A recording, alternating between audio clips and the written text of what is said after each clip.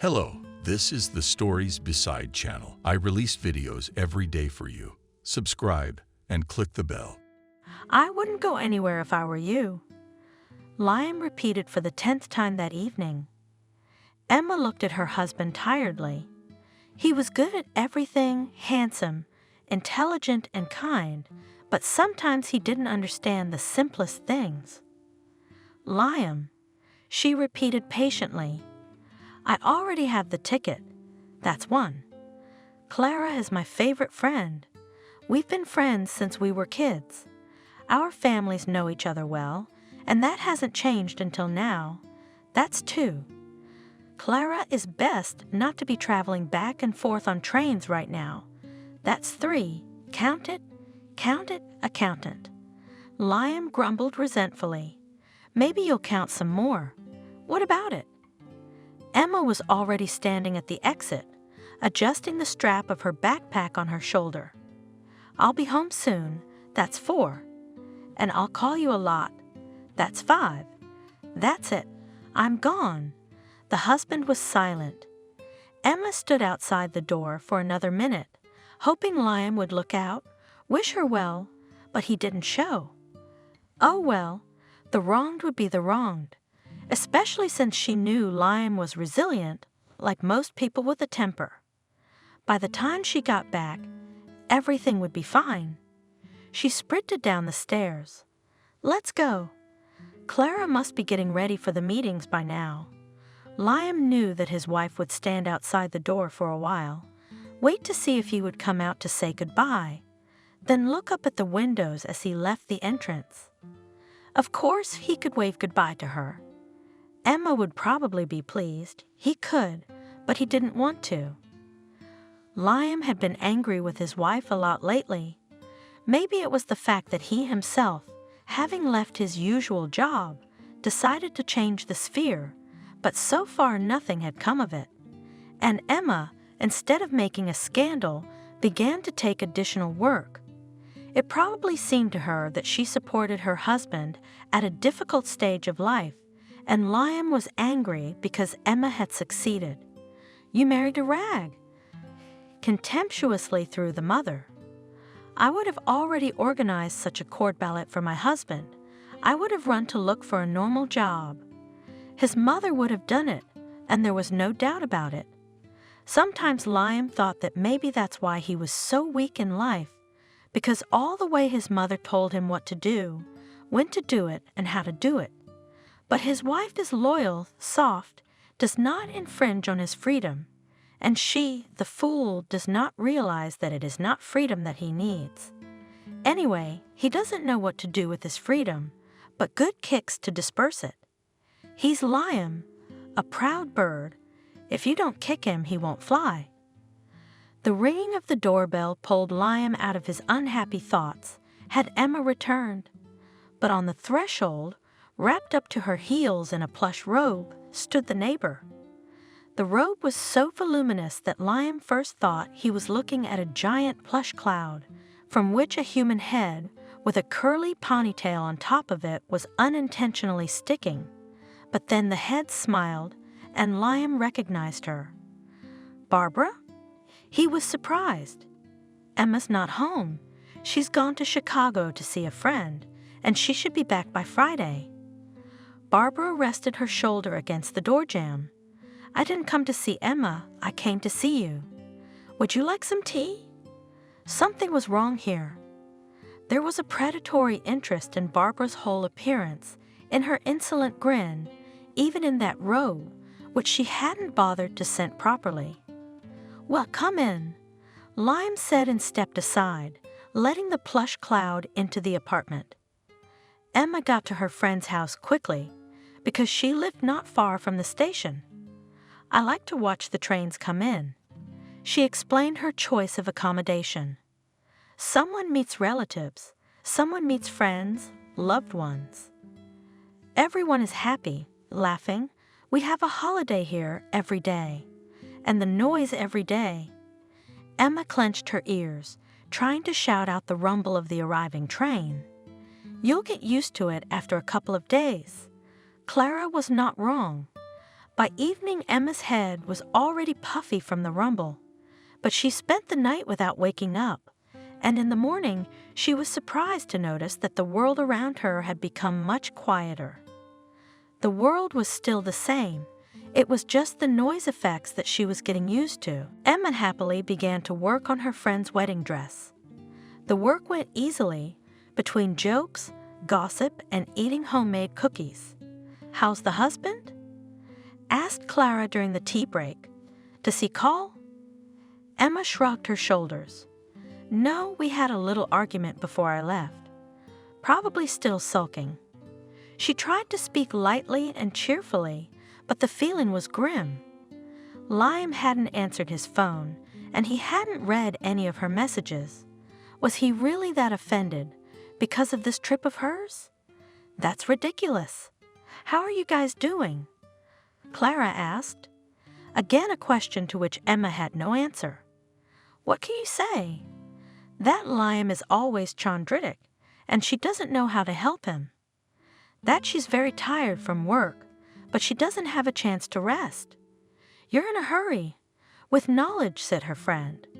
"You're worried now. Should we split up before it's too late? Or the children will go, and that's it. You cannot get out." "You will, you won't." Emma grumbled. "What's there to talk about now?" "You got married, didn't you?" "Married? Well, then we'll go on living." She didn't want to show that Clara's words had stirred something, whether it was anxiety or joy. The mere thought that she could just go and get a divorce made her heart jump with joy. But on the other hand, could she be so unserious about family? Family life, as you know, is not made of gingerbread. There are hard times and problems. What now, because of every trifle divorce? No, you can't do that. And yet, despite all the correctness of reasoning, Emma was sad. Was this really how it was going to go on? Work, Liam. Then, of course, they would have children, and she would never know what it was like to be married to the man she loved, nor would she know what love babies were like. Clara, noticing the tears in Emma's eyes, clucked her tongue softly. "Let me pour you some more tea," she suggested. Emma nodded. She went to the kitchen, poured tea, poured Emma a cup, poured a handful of cookies on a plate, added a few slices of chocolate. Someone had told her that chocolate was a strong antidepressant. "That's great, Emma. It's necessary." "You excuse me," she said, walking back into the room. "I shouldn't have started this conversation." "Nonsense." The girl sniffed her nose. "I'm the one who's a little rusty." "Here." Her friend put a plate with chocolate and cookies in front of her. "You'd better eat something sweet. It will help you from sadness and sorrow. I have more cakes in the fridge. I'll bring them right away." The evening before the wedding was warm and stuffy. Somewhere in the south, thunder rumbled, but the storm was still far away. The white lilies in the vase smelled especially bright. Emma moved away from the flowers. The scent of lilies always made her temples tingle, but her friend didn't seem to mind the lilies at all. She twisted back and forth in front of the mirror, trying to see herself from the back, sighing occasionally. "I still have my doubts, Emma." With doubt in her voice stretched Clara. It seemed to fit properly. The breasts were tight. It looked good. Hips are also beautifully emphasized, without vulgarity, but here, she patted her waist. "It's kind of fat, I think, like an elephant." Emma squatted down, and with an expression of deep concern on her face, examined every seam. "What can you do? Being a dressmaker isn't just about making clothes. There are a lot of subtleties. You also need to understand the client, to know exactly how he sees himself, and if necessary, and praise. I think everything is fine," she concluded, getting up. "But if you want, you can also wear a pelerina. It will visually widen the shoulders. Then the waist will seem thinner, although it is hardly necessary." Clara smiled sorely. "I should have listened to my friend right away." She had suggested making the dress looser, perhaps in the Greek style, and now it was too late to change anything. Emma, as if listening to these thoughts, affectionately touched the bride's shoulder. "Clara, darling," she said softly, "you are very, very feminine and beautiful." "Only fat." Clara grinned. "That's not true. You're pregnant, not fat. Of course you can't look like a ballerina now, but you don't have to. Why should you? You're a mom to be. That's great. Do you think so?" Emma nodded confidently. "I'm sure." Clara looked in the mirror again, but now she was smiling. "Thank you, Emma," she said with feeling. "Really, why did I bother with that waistline? Who needs it? In my position." She wanted to hug this cute, like a teenager, a girl with golden hands. After all, she managed to convince her that there was no need to pretend to be a ballerina 9 months pregnant. "What kind of dress did you make?" "Not a dress, but a work of art. Even put it in a museum." "Thank you, my dear," she repeated. "I want to thank you, but I don't know how. Why do I give you a bonus on top of what you've earned?" "No, Clara, don't." Emma waved her hands. "You'd better do this if someone asks you where you made the dress. From whom, tell Emma, and give me my coordinates, okay? It'll give me some extra publicity." "What do you say, dear?" sighed Clara, and embracing Emma, kissed her on both cheeks. "It's a pity you can't stay for the wedding. My brother, Christian, wanted to see you. He is such a good man. He is in business. He makes good money. He bought a house for my mom. He pays for my youngest's education. But he doesn't have much time now. He'll be upset that you'll be away. And I'd like to see you." Emma smiled. "Explain everything to him. Don't let him take offense, and tell him I'm very happy for him. And may he continue to do well. Don't worry. I'll explain and pass on what you said. What can you do? You've got a family. Say hello to your husband." Emma, already on the train, remembered the conversation again, and her heart warmed. It was good that they lived not far from each other, even if they lived in different cities, but it was like visiting home. She and Clara had known each other since they were children. Time flows differently in southern cities, slower. People live differently there. They do not hurry, do not worry about every wasted minute. They do not hurry to live there, and probably that's why they live long. But Clara and Emma couldn't wait to become adults. They could have candy for breakfast. Emma dreamed aloud, and no need to go to school. And Clara was catching on. We'll be able to wear makeup and buy dresses with our entire paycheck. And to grow up faster, we have to eat porridge and vegetables. Shouted from the kitchen Emma Mom, "Wash your hands at the table." Childhood, how endless it seemed then. It smelled of quince and peaches, wormwood and sunshine. How eager were we then to become adults? And annoying and pestering childhood, like a faithful dog, ran after, grabbed the hem of the dress, did not let go. But time passed, and where is it? Hidden, lost in cozy courtyards where everyone knew each other. Or maybe it was not lost at all, but woven into the foliage of trees, into the fanciful ornament of carpets. Emma and Clara met in the 1st grade and remained friends for life. Their houses were across the street from each other, window to window, and the girls often shouted across the street, and then each got a scolding from her mother for being noisy and generally rude. What was this habit of shouting when one could come in and talk quietly? Clara had a large family: grandmother, grandfather, parents, and 5 children.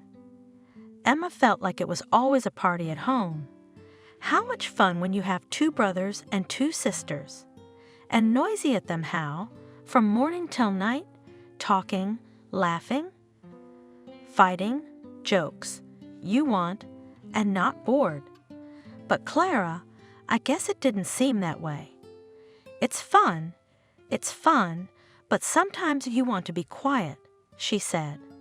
Clara often stayed overnight at her friend's place. The people in Emma's apartment were smaller, and the main thing was her own room. For Clara, who was used to the cramped and crowded apartment, it was an unprecedented luxury. Emma only had her mom and her cat Chestnut. How do you live like this? Clara asked confusedly. Aren't you bored? No brothers, no sisters. We got used to it. Smiled Emma mom and quietly sighed. Actually, Emma had a brother, but he was much older. He managed to serve in the army and get married and settled with his wife in Washington. Since then, he had never been seen in his native place, but he wrote often and really wanted to come visit sometime, but work and family life kept him away. One day, my mother decided that since her son was so busy, we should go to see him. She was going to go to Washington on her vacation. But the door was opened not by her son, but by an unfamiliar guy, hairless to the point of impossibility. He introduced himself as the owner of the apartment and said that he had bought it through his acquaintances 4 years ago. His mother did not believe him because letters from her son came from this address.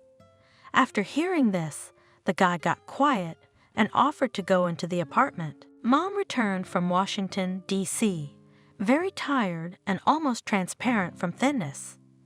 The new landlord told her the true fate of her son. Kevin, the neighbors told her, had indeed once lived here with a woman whom he introduced to everyone as his wife. People noticed that this woman was old enough to be his mother, but they prudently kept silent, all the more so because the family looked happy. But one day all their happiness shattered, revealing the unseemly truth. Kevin's wife drank, and when drunk became unpredictable and, most importantly, aggressive. Once, for example, she beat up a neighbor for not giving her salt. Another time, she tried to break down the door to the downstairs neighbor's apartment because she thought they had a cat that meows endlessly. It was this second story that made Kevin realize that his wife needed professional help. The thing is that she was breaking into an apartment where no one had lived for 6 months. The wife did not want to go to a drug treatment center, but after much persuasion from her husband, she agreed. Kevin himself took her there and handed her over to the doctors. A week later, the wife escaped from the doctors and went home. Kevin at this time went to the store and met a neighbor there. He helped to carry heavy bags to the house and did not even suspect that his wife was watching him through the window. As soon as he entered the apartment, the woman threw herself at him with a kitchen knife. Reflexes saved the day. Kevin managed to somersault to the side, and the knife tore through the laminate floor, but did not leave a scratch on the man. Neighbors, hearing the woman's screams, called a psychiatric ambulance. Kevin's wife was sent back to the narcology clinic, and he himself that same night packed up and left, but where to, no one knew. He left the power of attorney for the transaction with the apartment to some acquaintances, who moved to another city immediately after the sale. After the trip, Emma's mom cried for a few days, and then suddenly pulled herself together and stopped sobbing. However, she also stopped remembering about her son. Before going to bed, Emma and Clara dreamed of the time when they would grow up and be able to go away too. Why did they want that so much? They didn't know. They loved their town and their homes, and it must have been the usual desire to see the world. Clara dreamed of Chicago. Chicago is beautiful, she smiled dreamily. Daddy says that even at night there is noise in the streets, lots of people, and the city at night is full of lights, signs, store windows. Oh, it's beautiful. Beautiful. Emma agreed, but she wasn't attracted to Chicago. Mama said it was lonely in Chicago. It buzzes and buzzes like a beehive. People go back and forth, push with an elbow, and they won't notice, step on your foot, and won't apologize. Emma wanted to go to Dallas. They have such beautiful buildings and parks. Can you imagine? Yes, Clara agreed. It must be nice there. It must be beautiful. Then we'll go to Dallas too, if only to grow up faster. Their dreams, which seemed so far away, came true surprisingly quickly. And now they are 17 years old, and they are standing at the airport, waiting for the start of check-in for the flight to Chicago. Their crying moms didn't go to see them off. So it's rocky. Emma's mom explained. You're on your own. Just call me when you get there, and we'll sit here with tea. Christian will help you with the suitcases. All the way to the airport, the girls were silent and only occasionally exchanged frightened glances. For the first time, they were scared. They were torn away from their caring family, from their neighbors, from the city they had explored. And what lay ahead? Alien, huge cities where you never know what will happen. Here we are grown up, Clara, Emma said confusedly. We're all grown up now. Her friend nodded. And the girls wanted to be first graders again, though they did not dare to admit it, even to themselves. They waited and waited for childhood to end, but it stretched on, and suddenly it ended, without any warning. School, the last bell, and the early warm spring and summer, smelling of wormwood and apricots, were left behind. Everything. It's all left behind in childhood. Grow up and live as you know how. Christian, Clara's younger brother. The brother was holding the girls' suitcases. Will you come for Christmas at least? He smiled, but there was sadness in the depths of his dark eyes. Christian had been in love with Emma since he was 12, and she knew it well, but secretly laughed at the silly boy. What a love! Who does he think he is? He's just a little boy, 2 years younger than her. Why not fall in love with a girl his own age? What a character, honestly. She's against him like a grown woman against a kindergarten. But only now Emma noticed that Christian was no longer a little boy. He had grown up unnoticed. Of course, he was still a long way from being an adult. He was still a teenager, a lanky boy, thin and angular. But it was already noticeable how his shoulders were unfolding and his arms were becoming stronger. His facial features are becoming more confident, showing through on the half-childish face. A couple more years will pass, and Christian will turn from an unsuitable teenager into a tall, interesting guy. How handsome you've become, Christian. You've been growing up before our eyes, and now you've grown so big that I didn't even notice. Emma smiled. She wanted to say something nice to him in farewell. You'll see soon all the girls will be yours. He only grinned, as if to say thank you, but he didn't say anything. And what was there to answer?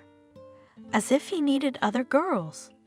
Clara fell in love with Chicago immediately and unconditionally.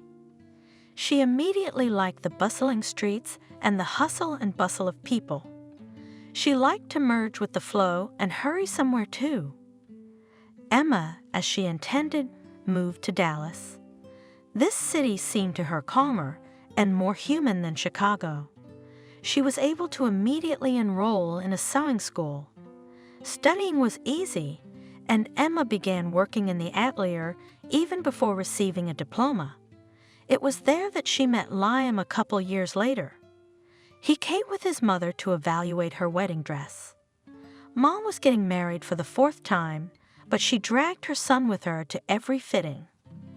Liam, to tell the truth, didn't show much interest. Most of the time he sat staring at his phone, and the endless. Does it suit me, Liam? He mumbled something vague. Maybe he would never have noticed Emma if chance hadn't helped. That day was the first time Liam lifted his head from his smartphone screen and spoke. "Girl," he called out, "do you have an outlet here?" The phone was completely dead. They got married exactly 6 months after this conversation, and nobody knew why. Not even the newlyweds themselves. It certainly wasn't love. Emma reasoned aloud. At first I was still attracted to him, but it all dissipated quickly. Clara looked at her friend with sympathy. "If it's not love, then why are you getting married? You should marry for love." It was easy for her to say. Clara's parents had adored each other all their lives, to the trembling in their hands, to the shining eyes. But with Emma's family, things were very different. The parents separated right after the birth of their daughter. Emma never saw her father. Her mother had once fallen head over heels in love with a tall-shouldered athlete who was the main ringleader of the course. The soul of any company and the dream of half the girls. And if it hadn't been for my insouciance, Mom told me, I would have immediately noticed that he and walk on the girls are not a fool, and drink likes not a reliable man. They told me about it, but did I listen? I was in love. Your parents are lucky, Clara, Emma said to her friend. Love can come and go, so what then? I like Liam. He's a kind and warm guy. He has a good job. We'll get along. Clara answered only disapprovingly, clucked her tongue, and shook her head. Oh, Emma, you're in a hurry. Where are you in a hurry? What for? Christian won't tell me yet, or she'll get upset. In spite of the small difference in age, Christian was always a little brother to Clara, and she loved him more like a mother's love than a sister's. And Liam decided to get married because he was sick to death of his mother.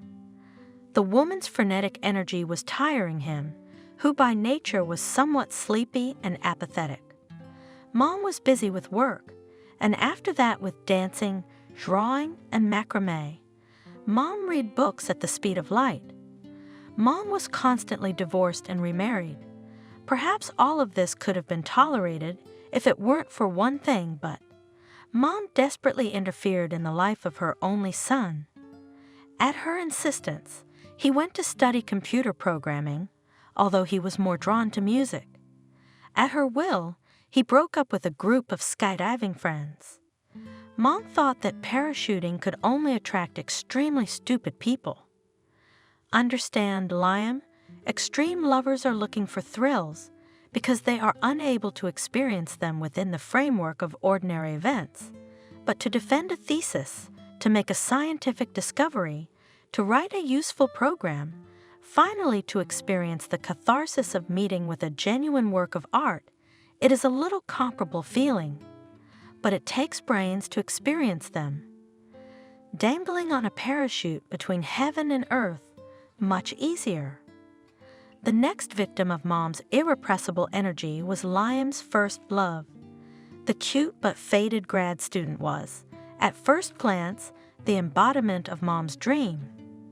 She'd been burrowing into books since first grade, graduated from school with a gold medal, and predictably entered a prestigious university. Perseverance, with which the excellent girl gnawed the granite of science, provided her with a red diploma and graduate school. In addition, the girl turned out to be surprisingly homely. By the age of 23, she contrived, not once in her life, not to be at a party, not to mention nightclubs. Her favorite pastimes after school, of course, were knitting and raising violets. She was wary of Liam.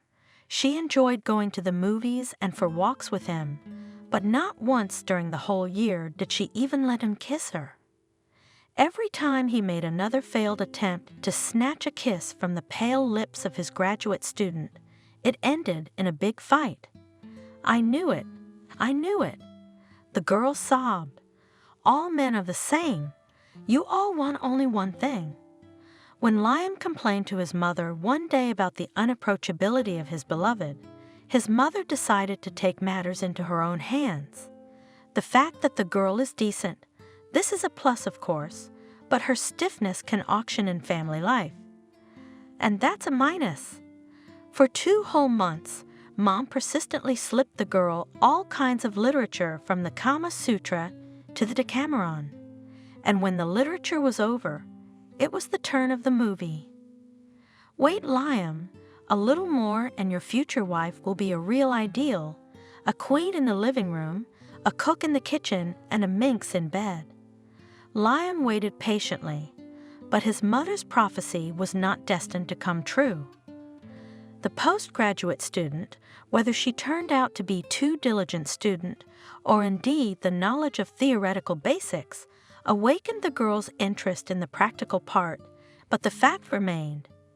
In 6 months there was not a single man from 18 to 80 in the whole neighborhood who would not have tasted her postgraduate charms. Liam, having learned about such fame, which had earned himself his unattractive girl, sobbed for 3 days and drank sobs, full glasses of whiskey. Grieving, he decided that this was the last time he would allow his mother to interfere in his personal life. So when Emma came into his life, Liam kept her from his mom almost until after the wedding. Liam's mom was furious about it and didn't even want to come to her only son's wedding. Then she, however, changed her mind and still came, but only to raise the first toast for the young couple and to address to all present with a fiery speech.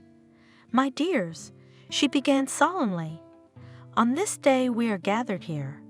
But well, I confess, quite frankly, I dreamed of a very different wife for my son. I've always said that you can't deny such a concept as the social circle. Today, it is considered prejudice and ridiculed, but I continue to insist on my point. Gastarbeiter girls from Central Asia would be more suitable. Well, say, market trader or loader? Well, and a boy from a decent family need a bride with a university education, intelligent profession, and a wide outlook. Don't you agree with me?" She looked around the audience with a questioning look. The guests looked at each other perplexedly, and the bride and groom did not raise their eyes from their plates. "Yes," as if nothing had happened, Liam's mother continued.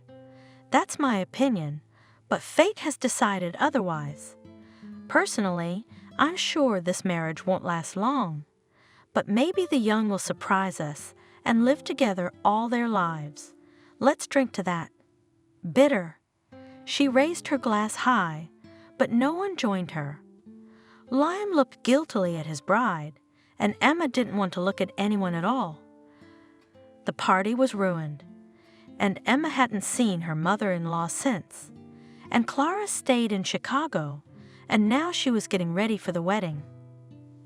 Emma refused to charge her friend for the dress, but Clara couldn't argue with her. "What am I, a beggar?" she asked indignantly. "I can't pay you." "You're my friend." Emma fought back, but in vain. Clara didn't want to hear anything. "Do you have a lot of extra money? Are you making millions at the Atelier? Don't argue then. I'll pay what I need. And don't get stubborn, or I won't order from you.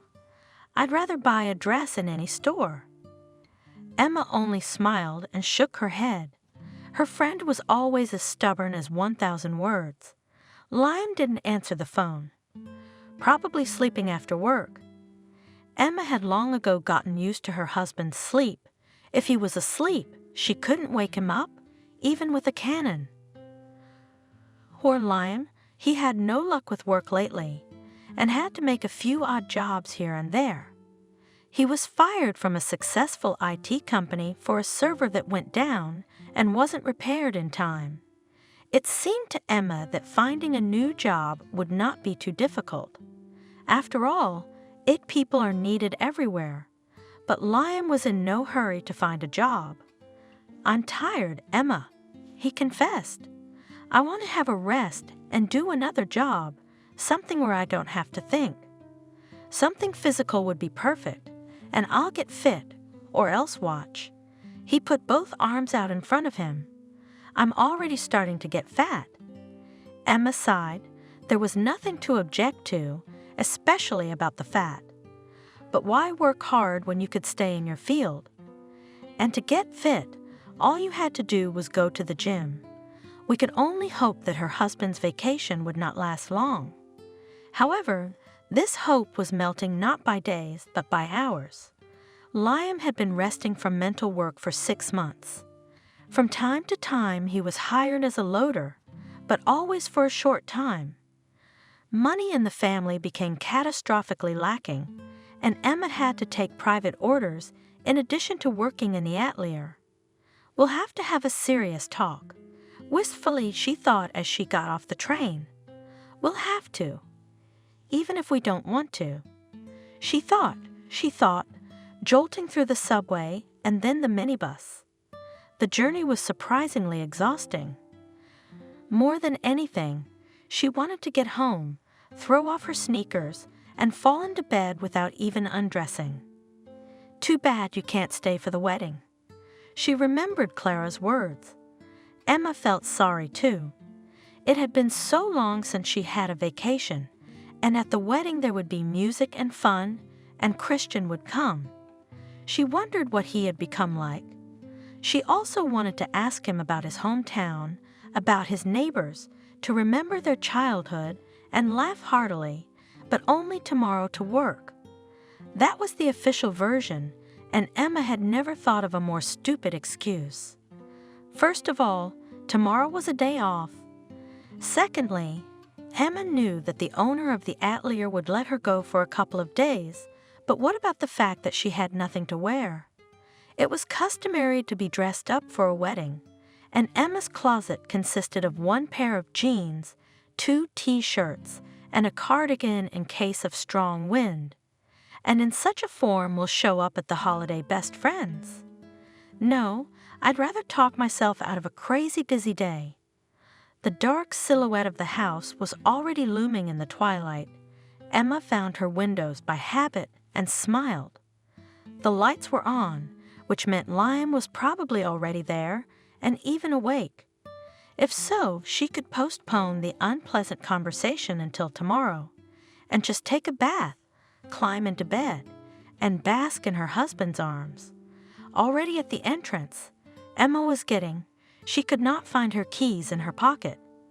Just in case, she took off her cardigan and shook it well. Some change rattled in her pocket, some crumpled paper fell out and spun in the air like an autumn leaf. So the keys are in the backpack. The crumpled paper fell on the asphalt right at the girl's feet.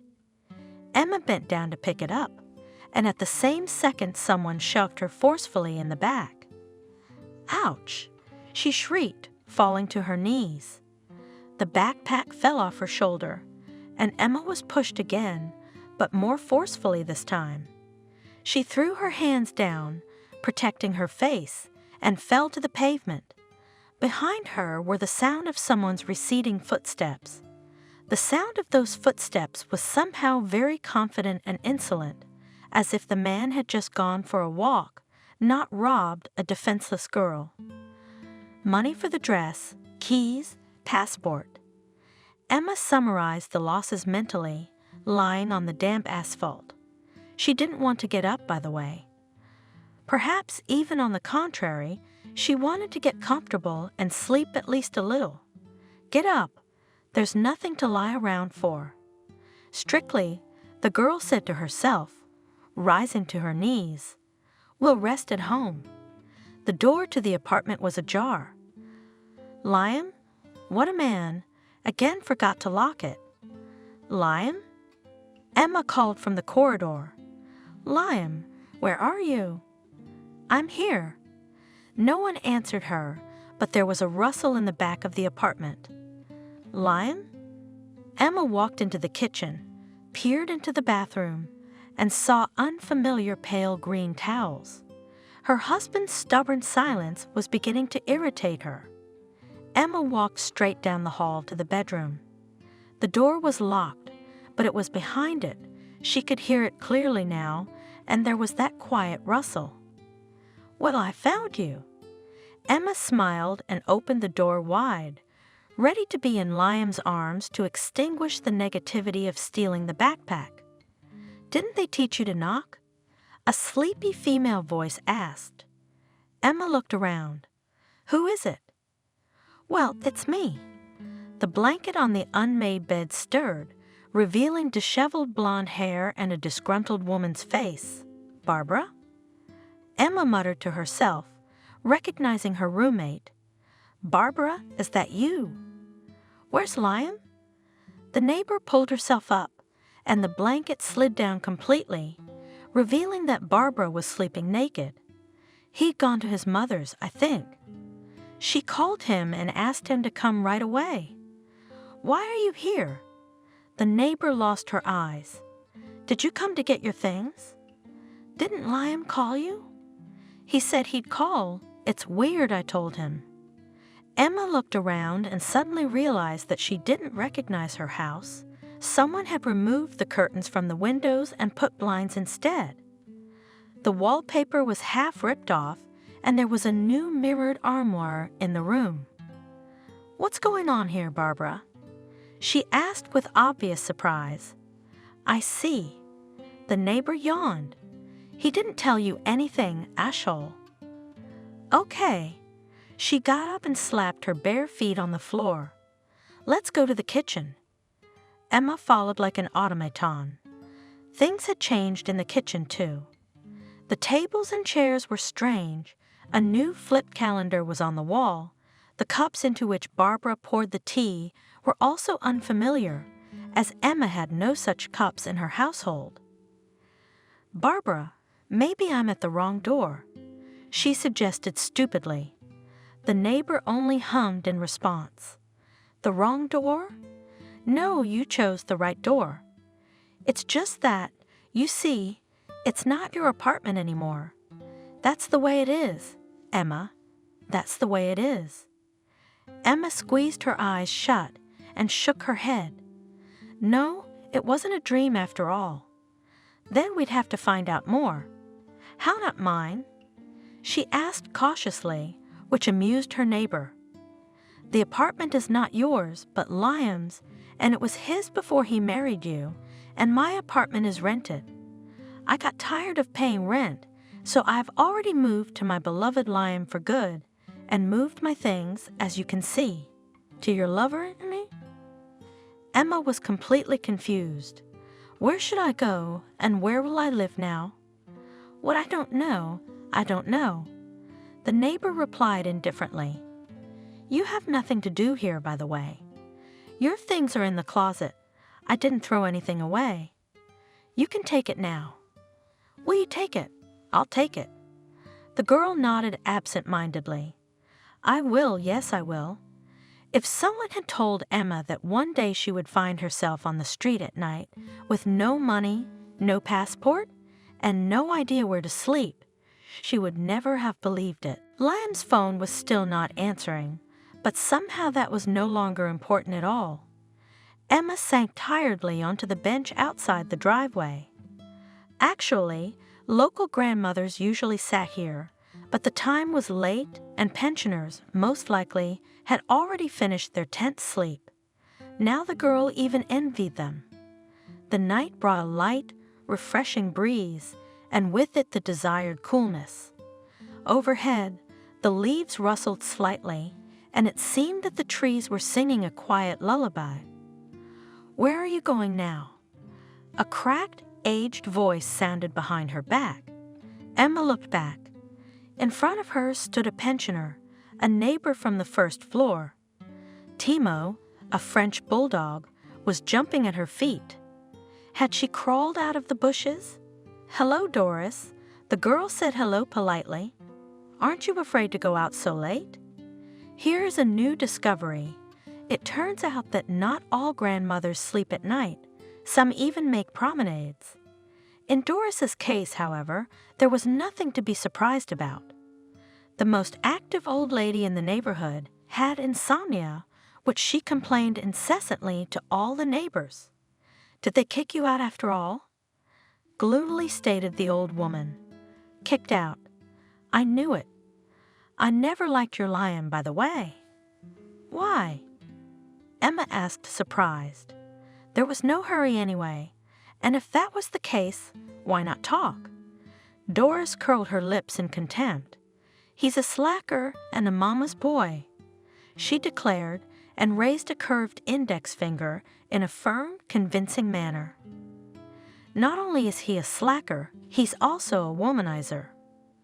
"A womanizer, I tell you." "Uh-huh." The girl nodded. "I see. A womanizer and a slut." The conversation turned out to be boring.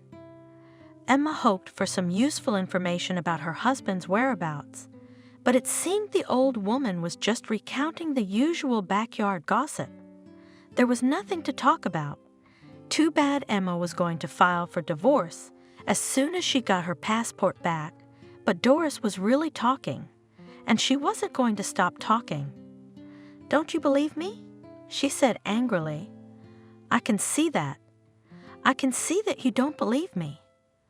I'll tell you something. You wanted to trust a man, and now you're sitting on the street at night, and you have nowhere to go. Who's the fool then?" The last sentence made Emma smile. The old woman almost shouted it, still waving her finger. But now she was no longer pointing at the sky, but waving it almost at the girl's nose.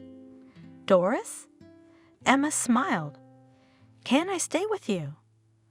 "Only until morning. I'll spend the night, and then the blossom will bloom, and I'll go to look for a place to live." The pensioner's mood instantly changed from belligerent to sad. "Where am I?" she sighed. "I have a one-room apartment, and the sofa is also only one, and that is all wrinkled, sold out." "No, Emma, I'm sorry, but I won't let you in. What if you steal something?" Doris's ability to fire off unexpected conclusions was uncanny. Emma couldn't help but laugh. You young people are always like that. Grandmother was offended. Laughter is laughter, but not a dime's worth of conscience. They're young people, and they're just time-o home. The bulldog came to the entrance, waddling funny, waddling on his crooked paws. Emma, chuckling, got up from the bench. It was worth trying to find a roof over her head, at least for tonight. She walked down the sidewalk, trying to stay close to the light of the street lamps. She felt surprisingly light and even happy. After all, wouldn't it be nice not to have to listen to Liam's whining every night about his apathy, his unemployment, his inability to find a use for himself? It wasn't her problem anymore. Emma stopped and took a few deep breaths of the fresh night air.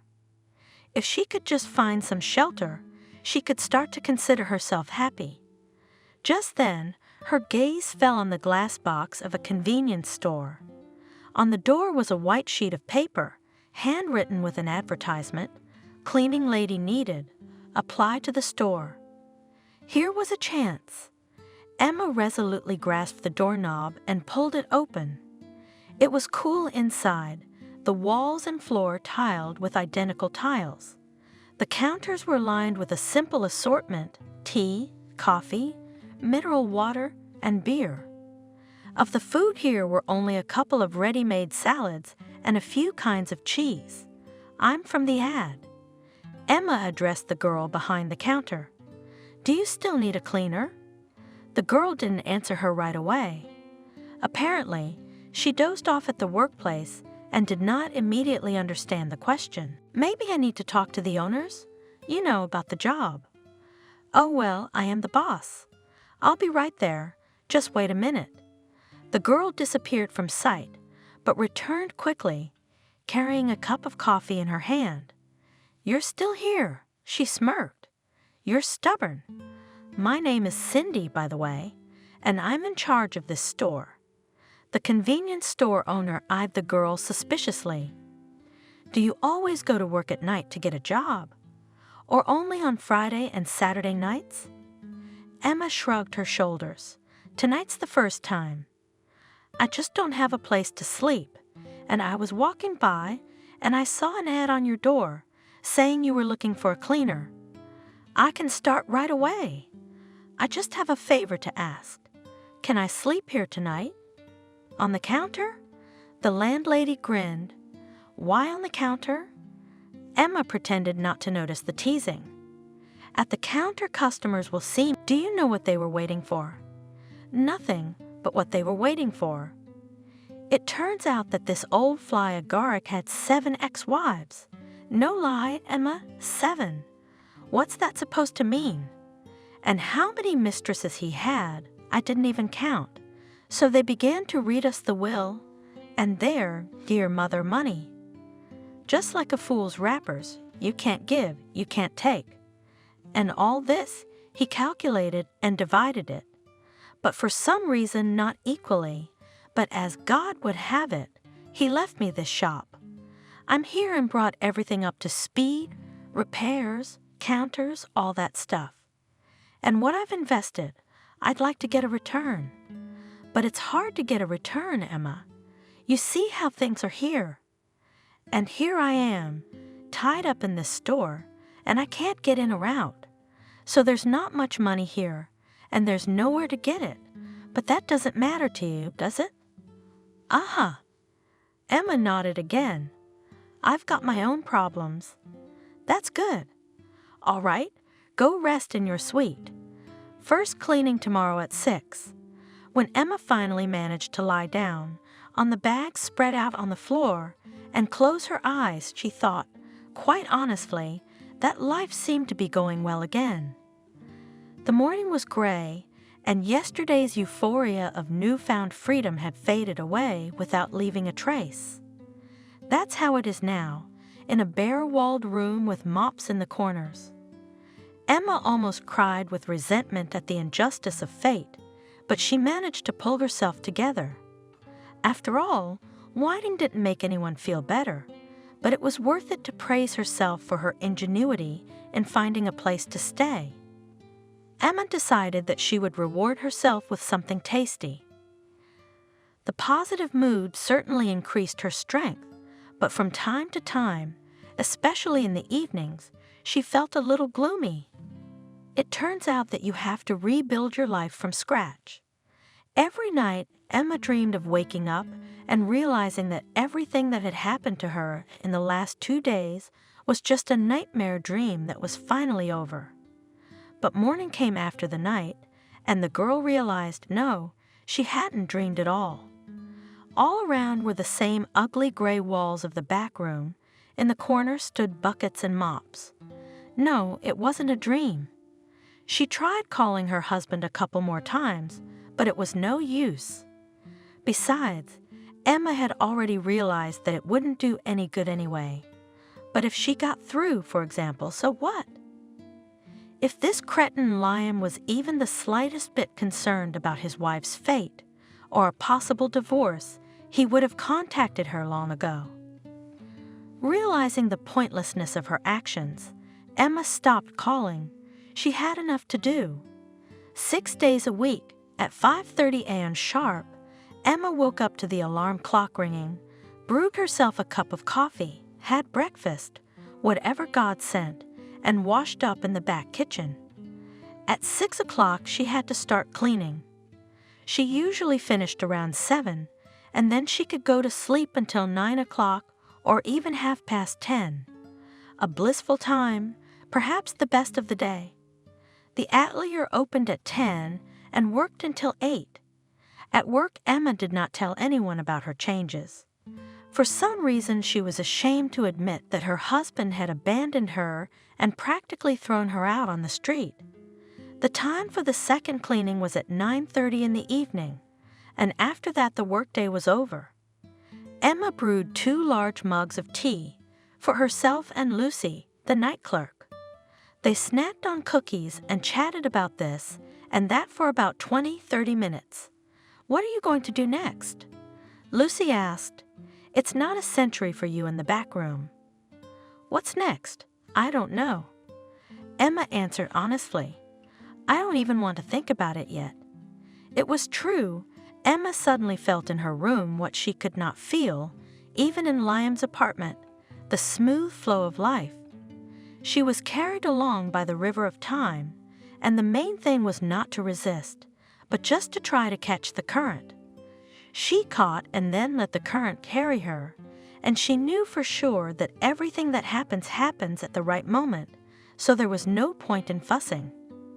Even you and me, she tried to explain. Have you ever noticed that when you and I are having tea, nobody comes in here? But when we put away our cups, it's a blizzard?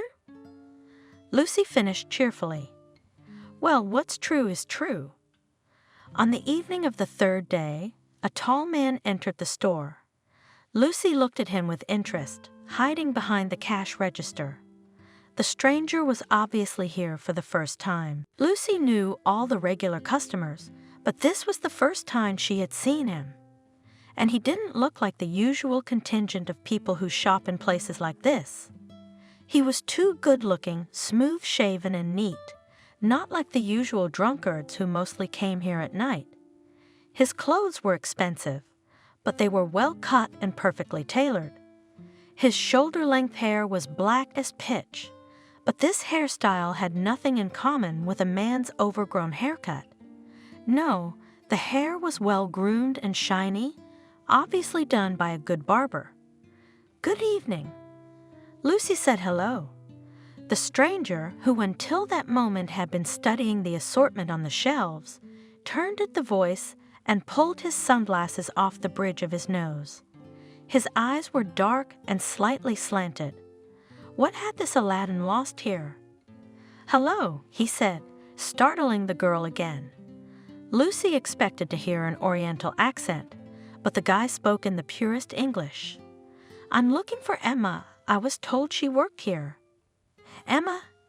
Yes, of course. Don't go away. I'll call her right away, or even. Emma was already dozing off when there was a knock on the back room door. Lucy, is that you? A girl shouted through the door. Come in. It's not Lucy. A pleasant male voice said, and the door swung open. You have no idea how hard it was to find you. Emma squinted against the bright light, came closer, and suddenly screamed with joy. Christian? Emma! He picked her up under her knees, lifted her up, and spun her around the back room. Christian? The girl laughed happily, tasseling the long black strands in her fingers. How he has grown! And what a hair, Mommy! No, wait, let me go. Christian gently set her down on the floor. Emma, looking up at him from below, again and again ran her hands over his face, stroked his broad shoulders, which had become so masculine. He's all grown up, she repeated admiringly. And how handsome you have grown. You look like an Oriental prince. And I, she added, with a quick glance at her washed jeans and worn t-shirt, I look like a dirty little girl. He smiled affectionately, brushing the loose strands of hair out of her face. You look beautiful in any outfit, he said softly, as if he were hugging her with words. Remember how crazy I was about you? Listen, you're already resting, aren't you? Let's go somewhere, shall we? Emma shook her head. Where? Look at what I look like. Christian, unlike her, didn't see it as a problem. So let's go to the store and buy you some clothes you like. No. The girl interrupted him. Everything's closed, so we'll have to make do with what we have. Let me make us some tea. The time for talking and reminiscing flew by. At 200 at night, Emma looked at her watch. Oh, how did I miss it? I have to get up soon. Did you stop somewhere? Christian smiled carefree at the girl like a sunshine. His smile was really wonderful. Nowhere, but I'm in a car. I can get a good night's sleep there. Don't worry about me, okay? I won't. In the old days, Emma would have offered to let him stay at her house and fed him and put him to sleep in the most comfortable bed. It was the way she'd been accustomed to welcoming guests since she was a child. I wonder if he thought about it too and only realizes that things were different now.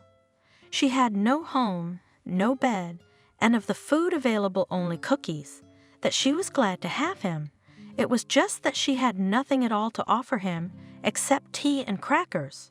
It's strange. It seemed like nothing to be ashamed of. Life's little twists and turns, isn't it? But it was hindered and tormented by the habit of hospitality, imbibed from his mother's milk, and he felt ashamed in front of Christian. I wouldn't be offended. I'm so embarrassed. She confessed. You came to visit me, and I didn't receive you properly. Christian was an angel, that Oriental prince. Come on, Emma. You don't even know what a great welcome you gave me. No, really, I haven't had a vacation like this in 100 years. You don't have to act. You don't have to pretend. You don't have to do anything. Just be yourself, you know? Emma nodded without raising her eyes. She understood. I'm going to go. He leaned toward her, tall, statuesque, and touched her cheek gently with his lips. Oh, what a thing! He had once been half a head shorter than her, and she and Clara had teased him about being short. Good night, Emma. I'm glad we got to see each other. Bye, she muttered, closing the door behind him. Her cheek, where Christian had kissed her, was burning. Emma climbed onto the mountain of sacks that served as her pastel and hid her face in her hands. How quickly things sometimes changed. A week ago she had lived a life, albeit a dull, orderly one, where roles had been assigned for many, many years to come, and no changes were imminent. In that life, Emma had been a faithful wife to Liam, the best dressmaker in the Atelier. She had a house. She had a decent bed, but now she has no husband, no home. She sleeps in a back room on dusty bags, and beneath the cool palm of her hand on her cheek, another man's kiss burns. And it doesn't help. It doesn't cool her down. It doesn't put her brain in place. It seemed to Emma that she could even make out the exact imprint of Christian's lips. And that's how an old life becomes a new one. First one little change you might not notice, then a second, a third, and then you don't recognize your own familiar world. Is that a good thing or a bad thing? There's another knock at the door. Lucy, come in. The door opened. Christian came in. Sorry, Emma, it's me again. May I? I think I left my cell phone at your place. Have you seen it? I'll be right there. I'll be right there. She didn't want him to see her like this, shot, flushed, swept away. The phone was found. Christian had left it on the windowsill, next to his cup. Here you go. Thank you. But he didn't leave. He stood on the doorstep, fidgeting with his cell phone and staring at Emma. Smiling black eyes, so familiar or not. It's Christian, my friend's little brother. I've known him since he was a kid, and now he's looking at me in a way that makes me want to drown in his gaze. Don't look at me like that. Don't look at me like that. I'm not made of iron. When did you get so big, baby? You're not a kid anymore. You're a man. It's been so long since I've seen you grow up. I guess he's had enough changes in his life. He's a changed man, a new man, a new man. Do you want me to leave? He asked quietly. She was silent, not knowing what to say to him, not daring to look up at him. No, I don't. Don't go, please. Don't go anywhere. You're different now. I don't know how to tell you that. I don't know what's happening to me, but you do. You do. Otherwise, you wouldn't ask me anything. So you see, don't ask me. Don't ask me. Just don't go. And again, the question is quiet on the edge of my ear. Do you want me to stay? I don't know. I want you not to go. I want to hold you, but I'm scared. I can't look at you because you'll read everything in my eyes. I can't put my arms around you, but I want to. I want it so badly. You decide. Don't make me choose. It was as if he'd heard her thoughts.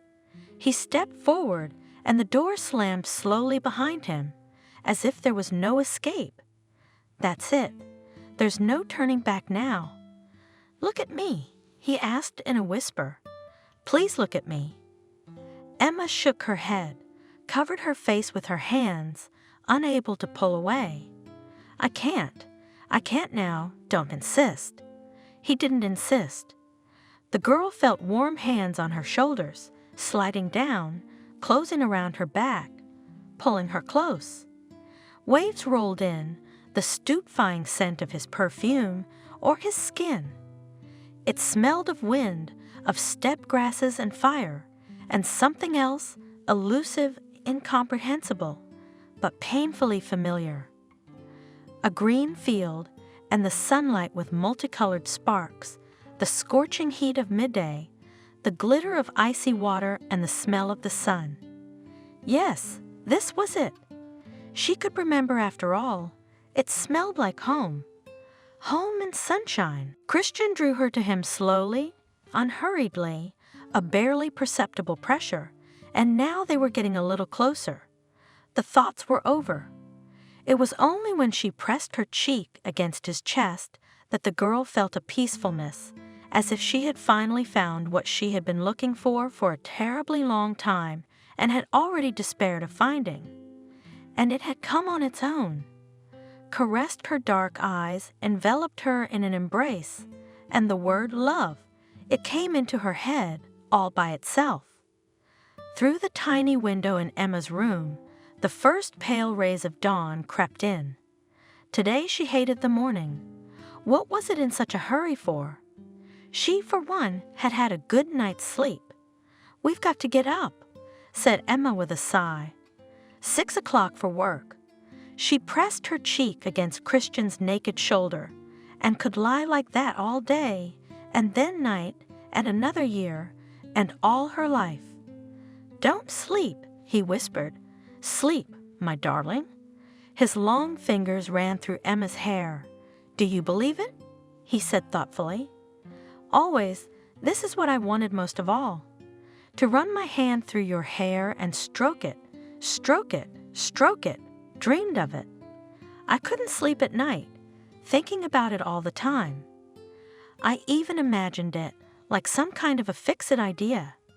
Well, it's a dream come true. Emma made a lazy attempt to get up, but Christian pulled her to him again. Go back to sleep. You don't have to be up by 6 o'clock. It's your store now. What? Well, he reached up and pulled the girl tighter against him. I bought it for you. The shopkeeper agreed right away. She was even happy. I'll bring the papers later. They were left in the car. I wanted to tell you yesterday, but I didn't have time. I don't want you to scrub the floors. Now get some sleep. It's been a long time since we slept. A year later, Lucy was putting another batch of goods on the shelves. Here we go. She smiled at her landlady. Last time we took delivery together. You're leaving. Aren't you sorry to part with Dallas? Emma laughed merrily and carefree. Outside the window, snowflakes danced in the evening sky. Christmas was coming soon, and this time there would be no snow on New Year's Eve and no frost. There would be no need to brew mulled wine and put on a warm sweater. Of course, she's sorry to leave. Sorry, but not too sorry. But now you'll be the store manager, she said lightly, and I'll come and visit. But still, Lucy wondered. You've lived here for so many years, and now you're not sorry to leave it all behind. Maybe I am, Lucy, but I guess it's fate. My happiness is in my hometown, not Dallas. So I'm gonna have to go. I'm gonna have to go. Especially since I'm... Yeah, I know. Lucy winked. Your Aladdin is waiting for you there. Christian, corrected Emma, although the name Aladdin suits him too. I promised him I'd be there as soon as I'd sorted out the current situation. Well, I've sorted it out, found someone to leave the store with, and we're good to go. She was actually being a little deceitful. No matter how much she loved Dallas, she couldn't wait to finish the last few things she had to do and go home. Emma couldn't say for sure what she wanted more, her hometown or just her lover. Of course she missed her city. She missed its houses and fairy tale streets, its special smells that were not found anywhere else. She missed the heat and the huge low stars in the night sky. But she realized, even though she was afraid to admit it to herself, that she missed Christian much more. Emma missed the city, but she could live without it. Not without Christian, it seemed. The doorbell jingled softly, and footsteps sounded in the store. "We have guests," Lucy said slowly and meaningfully. "Christian?" The name flashed into her mind, illuminated with happy hope. It could well be him. He, in each of his work trips, tried to find a little time to visit his beloved. Emma still remembered Christian calling her a week after their first night together. "Would you be able to come to the airport today?" he asked. "About 9:00 p.m. I only have half an hour between flights." Emma laughed. "We won't even have time to talk in half an hour. We won't talk, but I want to kiss you. Come over if you can. I'll be waiting." She was going to the airport, laughing inwardly at her own stupidity, if she had ever seen it, to rush across the city for 30 minutes in a crowd of people, because she flew into the airport building, almost knocking down a woman with a colossal pile of suitcases. She hastily apologized, scurried around the hall, looking for Christian, and not finding him. Late. In the end, the flight was rescheduled, set a little earlier. Then came the panicky thought, wouldn't he be offended? What if he thought she hadn't come because she didn't want to see him? He was always proud. He would never say a harsh word, but he would close himself off from her forever. That last thought made her want to scream. She couldn't lose him. "Please, God, not this, please. Emma." That voice, the soft intonation and slightly rough timbre, she could never mistake it for another. She managed to turn around exactly a second before the last step, and instantly, the burn from those black eyes, from the smile, the sweet pain somewhere in the area of the heart. "I saw you and I was burned," he whispers, pulling Emma close to him. "You just turned to me and your eyes were so. They made me blue, even hurt a little here." He presses her palm to his chest, looks into her eyes and whispers again, "I think it hurts, don't you? You make it feel good." "Oh, I've forgotten." He spreads his jacket and pulls out a red rose, already crumpled between their bodies. "I wanted to find flowers for you, but I found only this." Returning home, Emma pressed the crumpled, wilted flower to her lips. The next day the rose came back to life. It was now their custom to see each other at every opportunity. Perhaps today too. Emma turned around the guest and did not immediately realize her mistake. Straight to the counter, to Lucy, leisurely walked her ex-husband Liam. Why did the devils bring this one? Liam walked past her as if he hadn't even noticed her. "I know." He turned to Lucy. "There's a girl who used to work here as a cleaner. Her name's Emma, blonde, medium height. Can I see her?" "Do you remember the girl's last name?" Lucy asked, just to stall for time. Emma hadn't seen her ex-husband in a year. She even wrote in the divorce petition that she did not want to be present. Let them divorce in absentia. But now she couldn't help but notice how much Liam had changed. She had married a slender, lean guy, but now he was sluggish and fat. A loose belly weighed itself over his belt. The oval of his face lost its former clarity. His features became blurred. Liam had a second chin, and his face was overgrown with sloppy stubble. "Does he drink?" "Emma," he said it again. His voice had grown coarse too, a kind of cold. "Emma Harris. Can I see her?" Lucy shrugged. "You can, except she's not a cleaner now." Liam seemed pleased by that. Really? So when can I see her? Emma silently walked up behind him and winked at the girl. Right now. Liam instantly recognized the familiar voice. Emma? What's up? I thought you were mopping the floors here. I was. She corrected me calmly. So what did you want to talk to me about? He was confused. That's how it is, isn't it? He thought he was going to a shabby, exhausted Cinderella, but he came to the princess. There she is. Instead of stains and ashes, a fresh blush instead of pallor, a light tan, and by the impeccable manicure, it is obvious that long ago she has not held sexual rags in her hands. I can't get used to you. He confessed honestly. I didn't expect it. Emma laughed a quiet, iridescent laugh. What coincidence? She couldn't get used to him either. How could she not look for the boy she had once fallen in love with in this formidable and slow man? And was it necessary? You don't have to get used to me, she said. There's no need for it now. She said it without reproach, just stating the fact. But still Liam felt a sense of hopelessness. How calmly she had spoken to him. Had she grown cold, fallen out of love? Was it for good?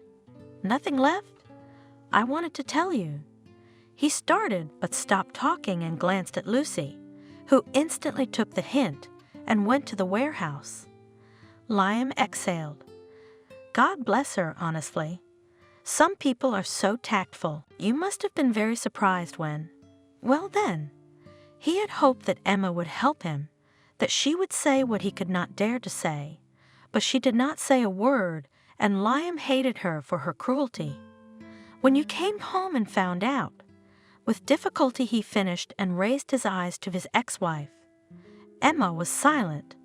Liam felt a burning blush flood his cheeks. Yes, she was surprised. It was unpleasant, to be honest. And I have to tell you what happened then, why I did it. It's a strange thing, isn't it? Emma dropped it carelessly. Weird? Yeah, I guess you're right. I did something weird. No, that's not what I mean. The girl said in the same indifferent, nonchalant tone.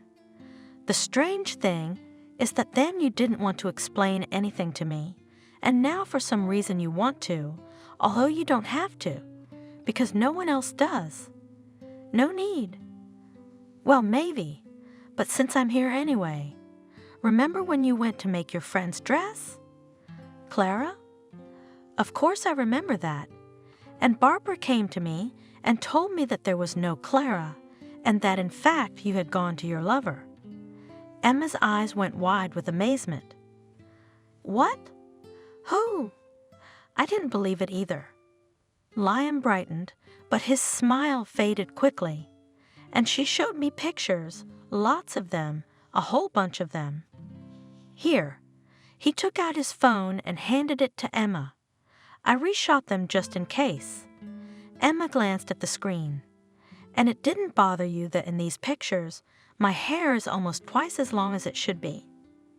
Even I can see that it's photoshopped, and it's pretty primitive too. Liam blushed again. I wasn't thinking straight at the time, he confessed. I was jealous. My brain was melting, and Barbara was encouraging me. I don't know how it happened that we ended up in bed. And enough. Emma interrupted his revelations. Are you a grown man, Liam? Sort out your instincts for yourself and spare me the details. You're right. He hastily agreed. I know it must be very unpleasant to hear it from the outside. I'm sorry, of course you're right. All right, why bring it up? Emma sighed. It's in the past. So I suppose you've said your piece now, have you? No. Liam shook his head. I haven't said the main thing yet. It was my mother who talked the neighbor into setting you up, and I was a fool to fall for it. Barbara told me that before we broke up. Yes, we broke up, she cheated on me, and accused me of being a bad man. Boring. But that's not true, is it? Emma shrugged. She didn't care at all what kind of man Liam was. She had nothing to do with him anymore. And now that we both know the truth, we might as well start over. A clean slate, as they say. Emma's gaze was incapable of conveying the full range of her feelings. There was indignation at the simple-minded impudence with which her ex-husband had voiced his proposal, and contempt for Liam's immaturity, and even some sympathy for her. "What do you say?" He hurried up. "Now there are no more misunderstandings between us. I'm not going to listen to my mother anymore. Could we try?" No, Liam couldn't. "I'm sorry." Emma didn't think long about her answer. She didn't want to go into explanations, and she couldn't wait for this pointless conversation to end. But Liam interpreted her directness differently. "You have someone?" he asked bluntly. "I do, don't I?" Only now did Liam notice the thin gold band on Emma's finger, a ring that looked too much like a wedding ring. "There is someone, isn't there?" "Answer me." "But why do you want it?" she asked softly. "Is there someone?" "There is no one. We wouldn't be together anyway, after what you—" "Don't you understand? I could never trust you again, never. And how can you live with someone you don't trust? Go, Liam. We've already talked about everything." Liam sighed and headed for the door. For some reason his steps were shuffling, like those of an ancient old man. "Oh," Lucy sighed. "Something tells me he'll be back again. Let him." Emma agreed and smiled, remembering her favorite Christian. "I won't be here anyway. I'll be where I'm meant to be."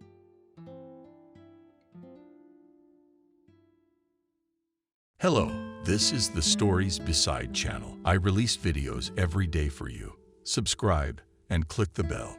"God, where is she? Why isn't she answering?" Samuel couldn't find a place to go, waiting for his wife to call. "What's going on over there?" "They know I'm worried."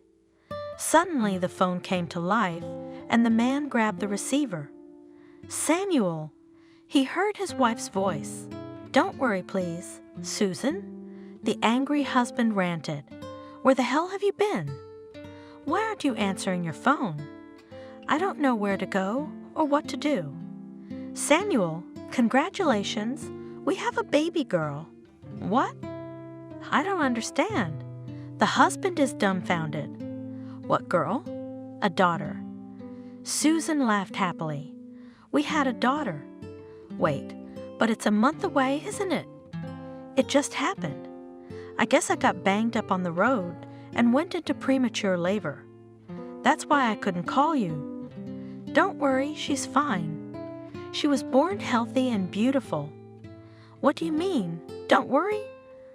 My husband was furious. "I persuaded you not to go to your mother. No, you carried 300 kilometers away, and without me. I knew that this whole thing would not end well. But I had to visit my mom." My wife justified herself. "It's not such a long distance. It all worked out. The doctors and nurses here are marvelous. They treat me like a piece of paper." "What are you talking about?" "There's a private clinic waiting for you here. We picked it out together. I paid for it a long time ago. It's no big deal. You'll get your money back. Believe me, it's no worse than the one in town. So tell me where this hospital is right now. I'm on my way right now. I won't leave you for a minute. You must see good doctors." Susan dictated the address to Samuel. Holy Mother! He cursed when he saw that the hospital was located in some godforsaken district center. "Where the hell did you go?" "Okay, wait. I'm on my way." Susan stood at the window, watching the snow fall outside. Her newborn daughter was sleeping peacefully beside her. "Susan, how are you feeling?" A nurse came into the room. "I'm fine." The woman smiled gratefully. "My daughter is sleeping. My husband should come to pick us up soon. He was upset that I gave birth early. Lucky you and your husband. The nurse sighed.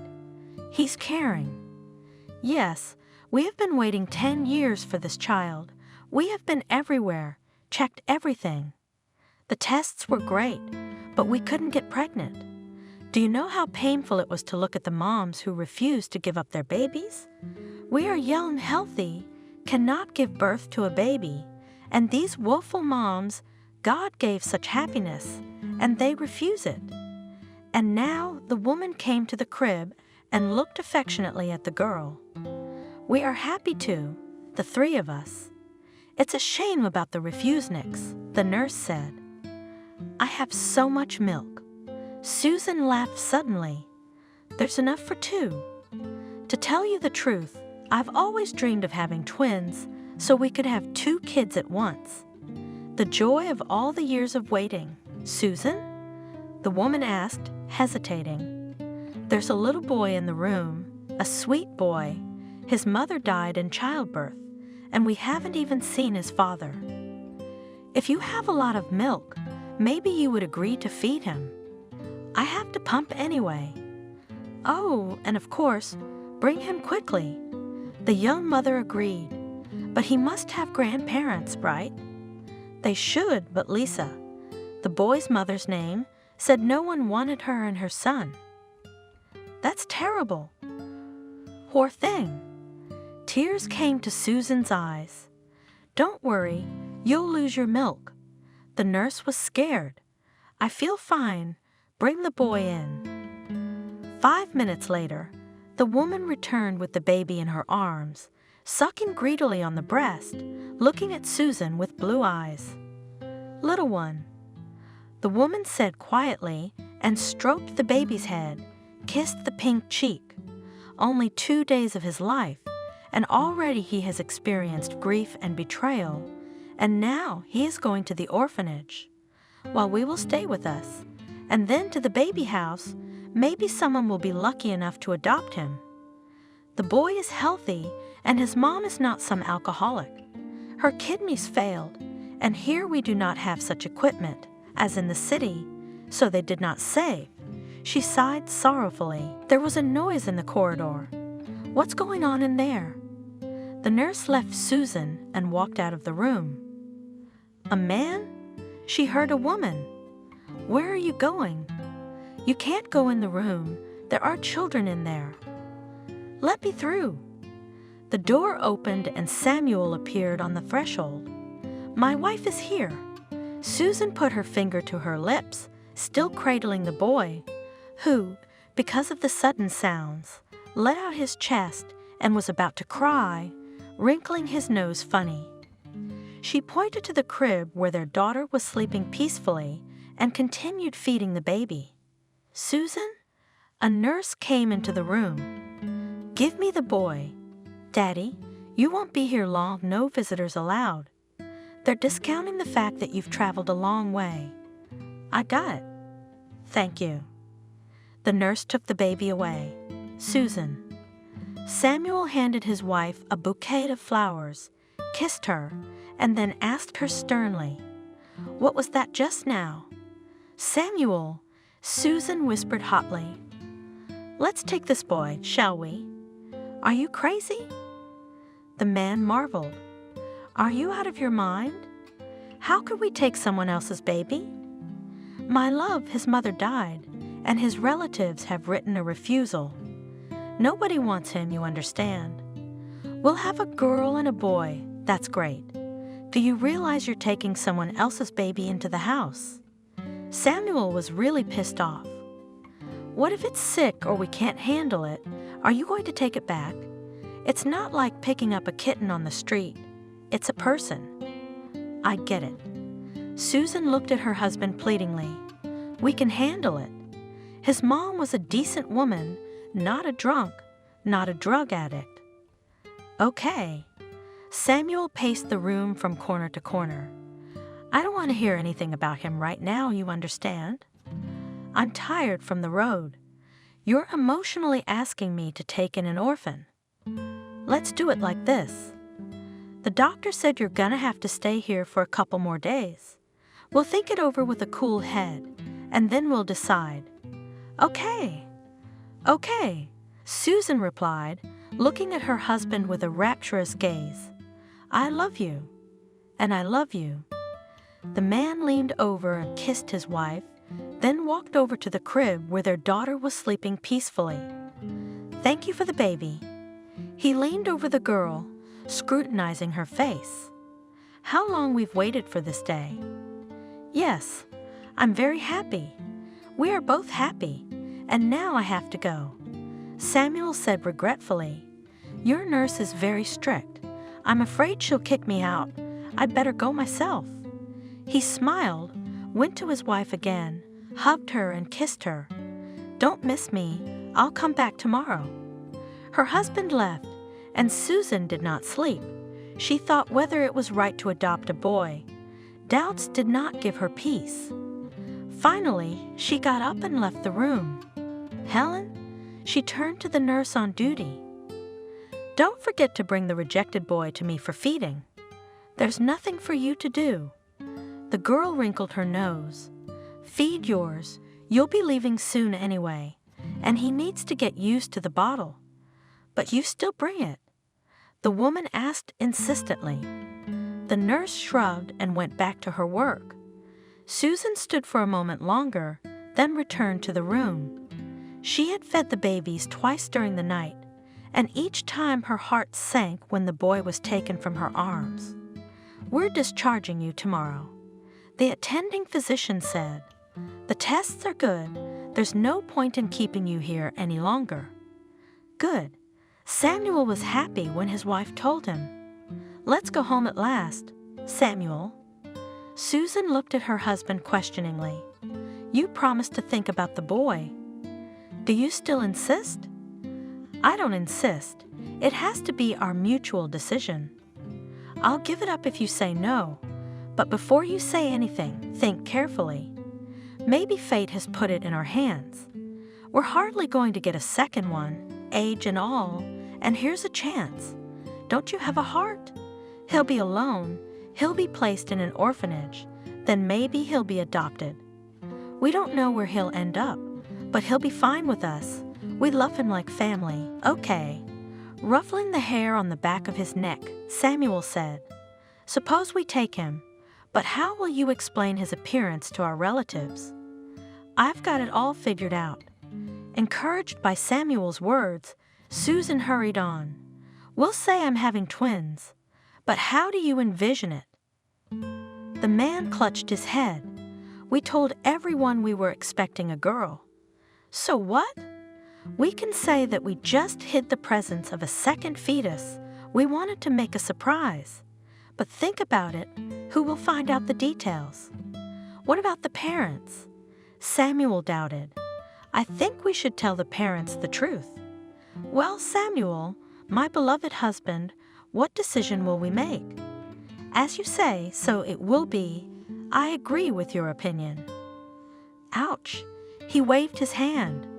"Be what it will be. The boy needs a home, and we could use a second child." "Samuel!" Susan shrieked with joy so as not to wake her daughter and threw herself on her husband's neck. "I knew it. I knew you'd say yes. Do you know what paperwork the adoptive parents need to gather?" "I don't know, but I think our doctor can help with that." They left the room and went in search of a doctor. "Margaret?" The young men knocked at 6, entered the residence room. "We need to talk to you." "Go ahead." Samuel could see the question in her gaze and the shy hope in her eyes. "We're here about the abandoned boy." "What do you want to know?" "We're ready to adopt him." "Guys," Margaret splashed her hands, tears welling up in her eyes. "I'm so happy for you and for him. You're great. I'm sure this child will bring you happiness. We came to find out what documents we need to prepare, and also to ask when we can take him home." "I'll tell you everything." The doctor hurried away. "Here you go." She took out a long list of documents from some folder. "We can't get it all together in a year." Samuel exclaimed, "I understand." The woman was embarrassed. "But that's the way it is. We can't just give the baby away. We have to make sure you're healthy, that he won't need anything. We were just about to go home. Susan was confused. What about the baby? You're not giving him to us now. I'm sorry. The doctor waved her hand sadly. We have to do all the paperwork first. What do we do? Susan looked at her husband in bewilderment. You'll have to stay with your mom for a while, Samuel said. We will calmly draw up the documents, here on the spot. Probably you can do it faster, and your return will look more natural. Don't worry, my love, he whispered in her ear. We'll make it work. What about your job? I think I can stay for a week. At least we'll have time to go through the doctors, and we'll figure out the rest. They said goodbye to the doctor and talked about where to start. Then Susan called her mother and told her she was coming. Daughter. Vanessa ran out onto the porch to greet her dear guests. Oh, I'm so glad. I never thought I'd see my granddaughter again. I thought you'd leave right away. Mom. Kissing her, the young woman said, We have something to talk to you about. Come in. Why are you stuck outside? Father is all exhausted, waiting for you. He can't wait to wash his feet with his son-in-law. When the joyful fuss had died down, the parents and guests gathered in the living room. Mom, Dad, Susan announced, we've decided to adopt. It's an informed decision. The daughter gestured to stop her father, who was about to be outraged. We've thought it over, but we don't want anyone but you and us to know that Hunter is a stranger to us by blood. Will you promise not to tell anyone? But my daughter, Vanessa tried to reason with the young parents. Are you sure you're doing the right thing? And how long will you hide from the baby that he is not your own? He must never know about it. Susan said firmly. The next day, the young people took the tests and went to the child welfare office. The head of the department read Samuel on a sign nailed to the door. Helen. Hello. They hesitantly walked into the office, where an elderly woman sat behind a desk. She gave them a stern look at the threshold. Have you seen the appointment times for personal matters? We did. Samuel smiled disarmingly. But maybe you could make an exception for us. We want to adopt a boy. So. The woman asked in a displeased tone, looking at them over her glasses. Please leave my office and come back as scheduled. What kind of person are you? The man stormed out. We're talking about a child. We can't wait. Every day he spends in the hospital is like a day in jail for an adult. Don't make your own rules. I'm not going to change my work schedule because of you. This conversation is over. She's up. Please, Helen. Susan looked at her pleadingly. Help, and we will not be in your debt. The woman suddenly softened. All right, what child? Rejoicing at the sudden change in the department head's mood, Susan described the situation. Well, my darlings, the woman sat back in her seat. First, gather all the certificates. She put a list in front of them. No one will give you the baby without them. Isn't there any way to speed up the process? No way. The employee waved her hands. Maybe you are some kind of criminals, and you will do a hell of a lot with the child. Or had a criminal record. We must also look at the conditions in which you live, whether your income allows you to support the baby. Think about it. Samuel was getting more and more annoyed. Would we take a child if we didn't know what we could do? I don't know, it's not written on you. Helen was adamant. If you get the certificates, come back and we'll set a court date. What trial? Well, it's all through the court. The child didn't fall out of the sky into your hands. What if the relatives want to bring him up themselves? They've already written a waiver. That's the way it's supposed to be, and stop arguing, or I'll think you're mentally unstable. Samuel? Susan whispered pleadingly in her husband's ear. Don't argue with her, or they won't give Hunter back. Well, roughly asked the woman, settling back into the chair. Why are you standing up? Go get the certificates. If you haven't changed your mind, I'm not going to collect them for you. Right away, they claimed to be in a hurry, but they froze like a statue. The young people left the office, shocked by the cold reception. Old bitch. Samuel scolded. There's nothing human left. If you want to do a good deed, you'll come across such bookish people, and you'll send the whole system to hell. Darling, why are you so angry? His wife tried to calm him down. You can understand them too. They stand guard of the law. We are strangers. No one knows us here. No one to vouch for us. How many like us have passed through her hands? You'd think they'd look at the certificates and know us better. Calm down, please. We'll get this paperwork together, and we'll all go home together. We have a lot of paperwork to put up with. 3 whole months went by without a hitch. Samuel and Susan were worried because the court hearing was tomorrow. The adoption case was being heard. The clerk announced. The judge read the application, familiarized herself with the certificates that the young family provided. Why do you need this child? She asked. You have a daughter. Why do you need a stranger? Listen, Samuel spoke. We couldn't have children for a long time, and we are unlikely to have a second one. We are not 18 years old. This boy is a gift from heaven. Can't you understand? Don't get excited. The judge stopped him. Answer in substance. There is a certain order, and I ask you to follow it. We want to help the child. Susan answered firmly. To find a family. We have the means. You've seen our documents. We have the will and we have everything. Susan's eyes filled with tears. I fell in love with him immediately because I had to feed him with my milk. I'm his milk mom, if you know what I mean. I do. The judge looked at the young couple intently. And if things don't work out, you can't take him back to the orphanage. It would be a tragedy for the baby. No, it wouldn't. No one's going to give him up, Susan assured me fervently. We already love him like his own and can't wait to take him home. The judge looked at Samuel, then looked at Susan and said, I believe you for some reason. I hope I haven't misjudged you.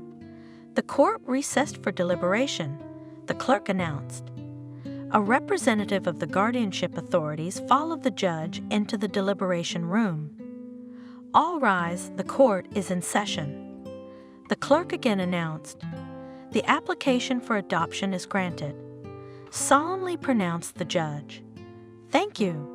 Susan whispered, fell back in her chair and sobbed. Why are you crying? Smiling, Margaret asked her. Everything is fine now. The boy will go with you. Congratulations. She took Susan's crying hand and shook it reassuringly. When can we pick up our son? The new father asked. We can't wait to introduce him to his new home. If within 10 days none of the relatives will make a claim, then the child can be taken away. The judge looked at him carefully and said respectfully, and in general you are, of course, good to take someone else's child for upbringing not everyone will dare. Usually they are abandoned and rarely taken into the family. They are not good. Helen joined the conversation. They have no idea what awaits them. We don't know what kind of heredity this boy has, she said glumly, as if they would not have to bite their elbows later and run to us and ask us to reverse the case. We've known such people, and then the children suffer all their lives, then in orphanages. Why did you do that? Margaret told her off. Everything will be fine. You can see that people are responsible. They took this step consciously, and you can take the boy right now, without waiting for the 10 days to expire. The relatives, if they wanted to, have long ago announced themselves and claimed the rights to the child. So go home quietly, Settle in, happiness for you and the children. She said a warm farewell to the parents of the babies. The next day, Susan and Samuel came to the maternity hospital and picked up the boy. Meet. Smiling happily, the woman announced as they entered her parents' home, "This is Hunter, your grandson." Her husband placed the bundle on the table, undressed the boy. He looked at the adults around him with both curiosity and fear. Then, unexpectedly, he roared in a bass voice, tapping his little hands and feet. The adults laughed. "Susan?" Vanessa asked her daughter when the passions had subsided and the children, washed and fed, slept in the crib. "What are we going to tell the relatives?" After all, everyone was expecting a girl, and then a boy came out of nowhere. How can you explain this phenomenon? It's a bit of a mystery, so I'll have to tell them. I'm afraid some people won't approve of your decision to adopt a boy. Mom, we've already thought of everything. No one from the relatives, except you, my parents and Samuel, must not know that Hunter is not our own. We have to try to forget that we adopted him like it never happened. After all, he's our son now. His real parents' names are only on the adoption certificate. How do you forget that? You can't lie your whole life. As the years go by, you'll realize they're not related. They don't look alike. We won't tell, but are you sure Samuel's parents won't tell anyone the secret of the boy's birth? I'm afraid that one day there will be trouble. When will that be? Susan dismissed it. For now, we're sticking to the legend that I gave birth to twins. Why couldn't it have been? I wonder, twins. The mother snorted incredulously. How did we get twins? And why didn't you say anything the whole pregnancy? I didn't say anything so that no one would envy our happiness or jinx it. If someone asks in whose family was twins, say on the husband, no one will not check. How can you hide something like that? Oh, daughter, this is not a good idea. And if someone finds out, can you imagine what a blow to the boy would be? If someone told him one day that he wasn't your kin, you can't hide anything from the neighbors. You won't even be able to visit without a care. That's why Susan reassured her. The only people who know about the adoption are you and us. The fewer people who know what we're doing, the better chance we have of keeping it a secret. No one in the village has ever seen me pregnant, so there will be no questions about where another baby came from, and we can visit you in peace. And if someone from the maternity hospital blabbed about it, you can't put a handkerchief on every mouth. Mommy, Susan hugged her mother. Even if some information leaks out, they'll forget it over time. And as for guests, you can come and stay as long as you like. You know you're always welcome. As the years went by, the children grew up, and their differences became more and more apparent. Listen, Susan. One day her cousin asked her, watching her nephews play on the playground, "Why is Hunter's hair so black and his eyes brown?" "I'm surprised. You and Samuel are both blonde, and Nancy is blonde. So who does he look like?" Samuel's parents have dark hair. Susan felt a chill inside.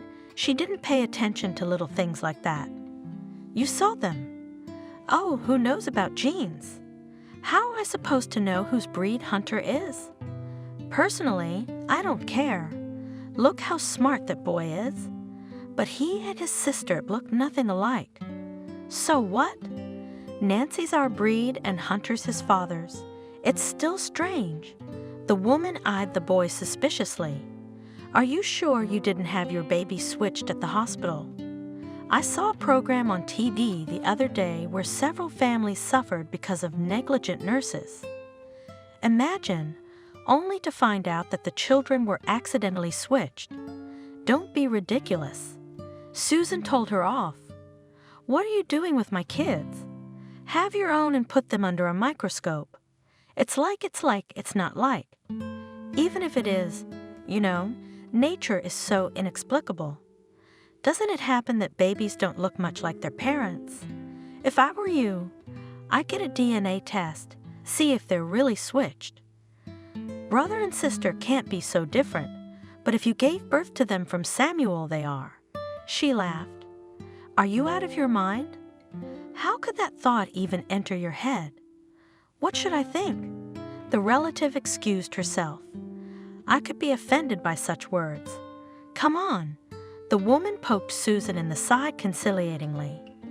I was joking. Next time, doubts visited the kindergarten teacher. Susan? She asked with a laugh.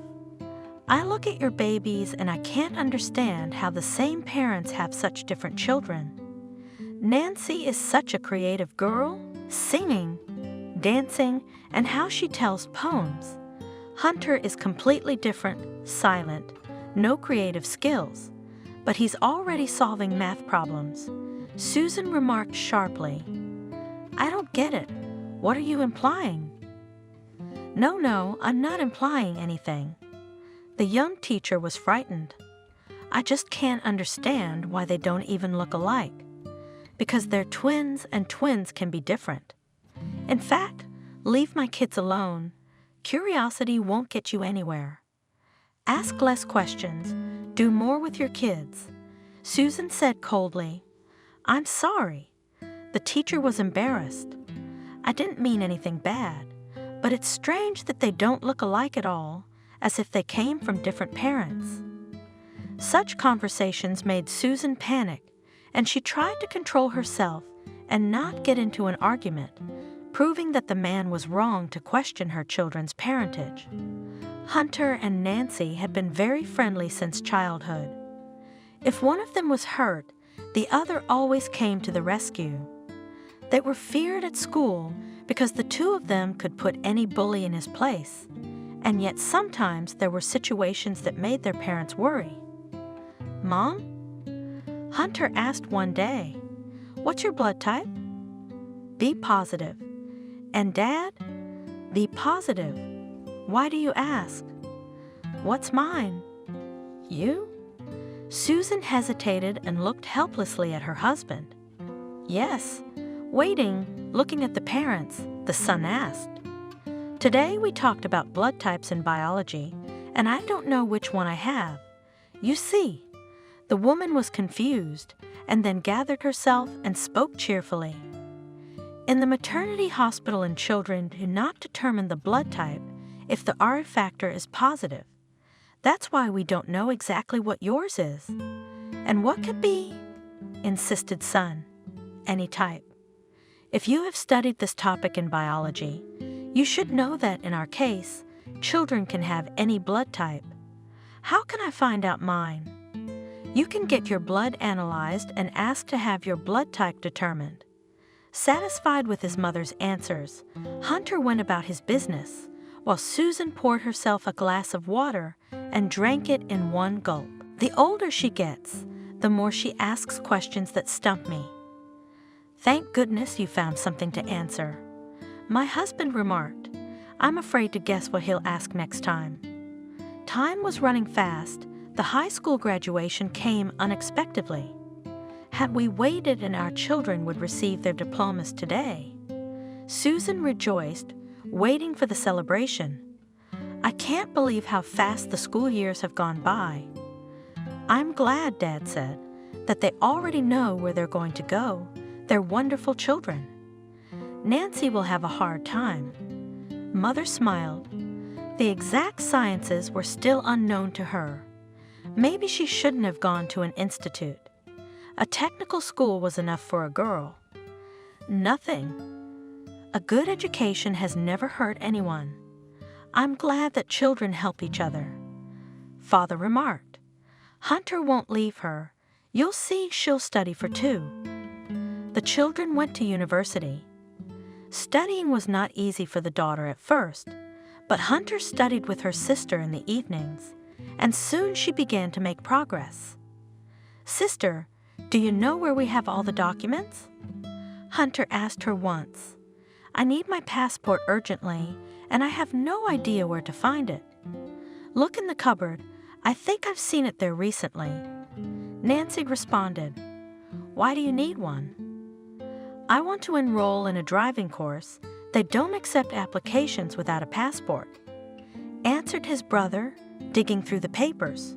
So, Hunter listed aloud the documents he'd found. Marriage certificate, Mom's birth certificate, Dad's birth certificate. "Nancy, your certificate is also here in mine, and here's the passport." He shook it triumphantly in the air. "And what's this?" Hunter frowned as he read it. An adoption certificate, and there was a tag from the maternity hospital with the date of his birth and his mother's name on it. "Why are you so quiet?" Nancy asked cheerfully, entering the room. "What's wrong with your face?" the girl asked, coming up close to her brother. "Have you found the secret materials?" She snatched the document out of his hands. "What are you reading?" "Letters from the past." Well, adoption certificate. I wonder whose?" "Hunter." The girl turned pale after reading the contents of the document. Her brother stood with his teeth clenched tightly. His cheekbones were jaundiced. He forcefully clenched his fingers into a fist so that the knuckles turned white. This is yours. What do you mean? You're not my own." "Adopted?" She looked at her brother confused. "It turns out that way." Muffled, the young man answered, "And all this time you have lived with us as my own brother. Who are you then? Where are you from? And who are your parents?" "I don't know." Hunter looked at his sister confusedly. It was the first time he had seen this paper himself. "That's the news. It's quite a sensation. Where did you come from? And why didn't our parents ever tell us about it? Why did they hide it? I know as much as you do." Hunter was shocked by the sudden revelation of the truth about his birth. "I started to notice something was wrong with us a long time ago.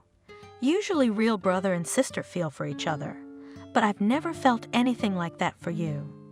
I was always surprised, but now it's all falling into place. That's why you're nothing to me." Hunter stood looking at her as if seeing her for the first time. "Well, why aren't you saying anything?" Nancy was starting to get angry. "You always kept silent when there was trouble, and now you are silent. And I couldn't understand why your father and mother lick you so much. Hunter this, Hunter that, everything for Hunter." They felt obligated, and Hunter took advantage of that. "Nancy," Hunter said warningly, "let's be quiet now so that we don't say too much and regret it later. I don't like this whole situation either. This is my first time seeing this document just like you. I don't know when or why it all happened. At least, I don't remember. You might want to keep quiet for a while so I can think. I have yet to live with this. I'm in a worse position than you are, and you don't shut me up." The girl had already got into the role of a whistleblower and couldn't stop. Now a lot of things are explained. Like what? Why they bought you a brand new suit for the prom, and I had to wear my cousin's dress. You don't think I wanted a new dress? I was going to the International Math Olympiad. That's why they bought me one, not for graduation. Don't you remember? So you're so smart. You get the best, and I'm stupid. It'll do. Why are you talking nonsense? No one thinks you're stupid. Our parents always buy us both something. They don't neglect anyone. Why are you trying to insult them now? Remember, she went after my brother. We got bikes in 8th grade. They got you a new high-speed bike, and they got me a hand-me-down simple one. So we got a Hunter again, and that's fine for Nancy. You say it never happened. I was already a good rider, and you were just learning. Why would you need a fast one? Your parents wanted you to start riding properly, and you have an explanation for everything," Nancy said with a sneer. "And if you hadn't been there, it would have been all for me. My parents wouldn't have to split it between the two of us. Do you remember when we didn't go to the camp at the sea? Why didn't we? It was expensive to send 2 people. You'd be a drag everywhere. Tears spurted from Nancy's eyes. Childhood resentments that had been piling up for years came flooding out like a cornucopia. She pounded Hunter's chest painfully with her fist, then pounded on him. He struggled to turn away from the blows. It's all because of you, and you're a nobody, adopted and from who knows where. If it wasn't for you, Mommy and Daddy would only love me. You stole their love from me. Nancy, you don't know what you're saying.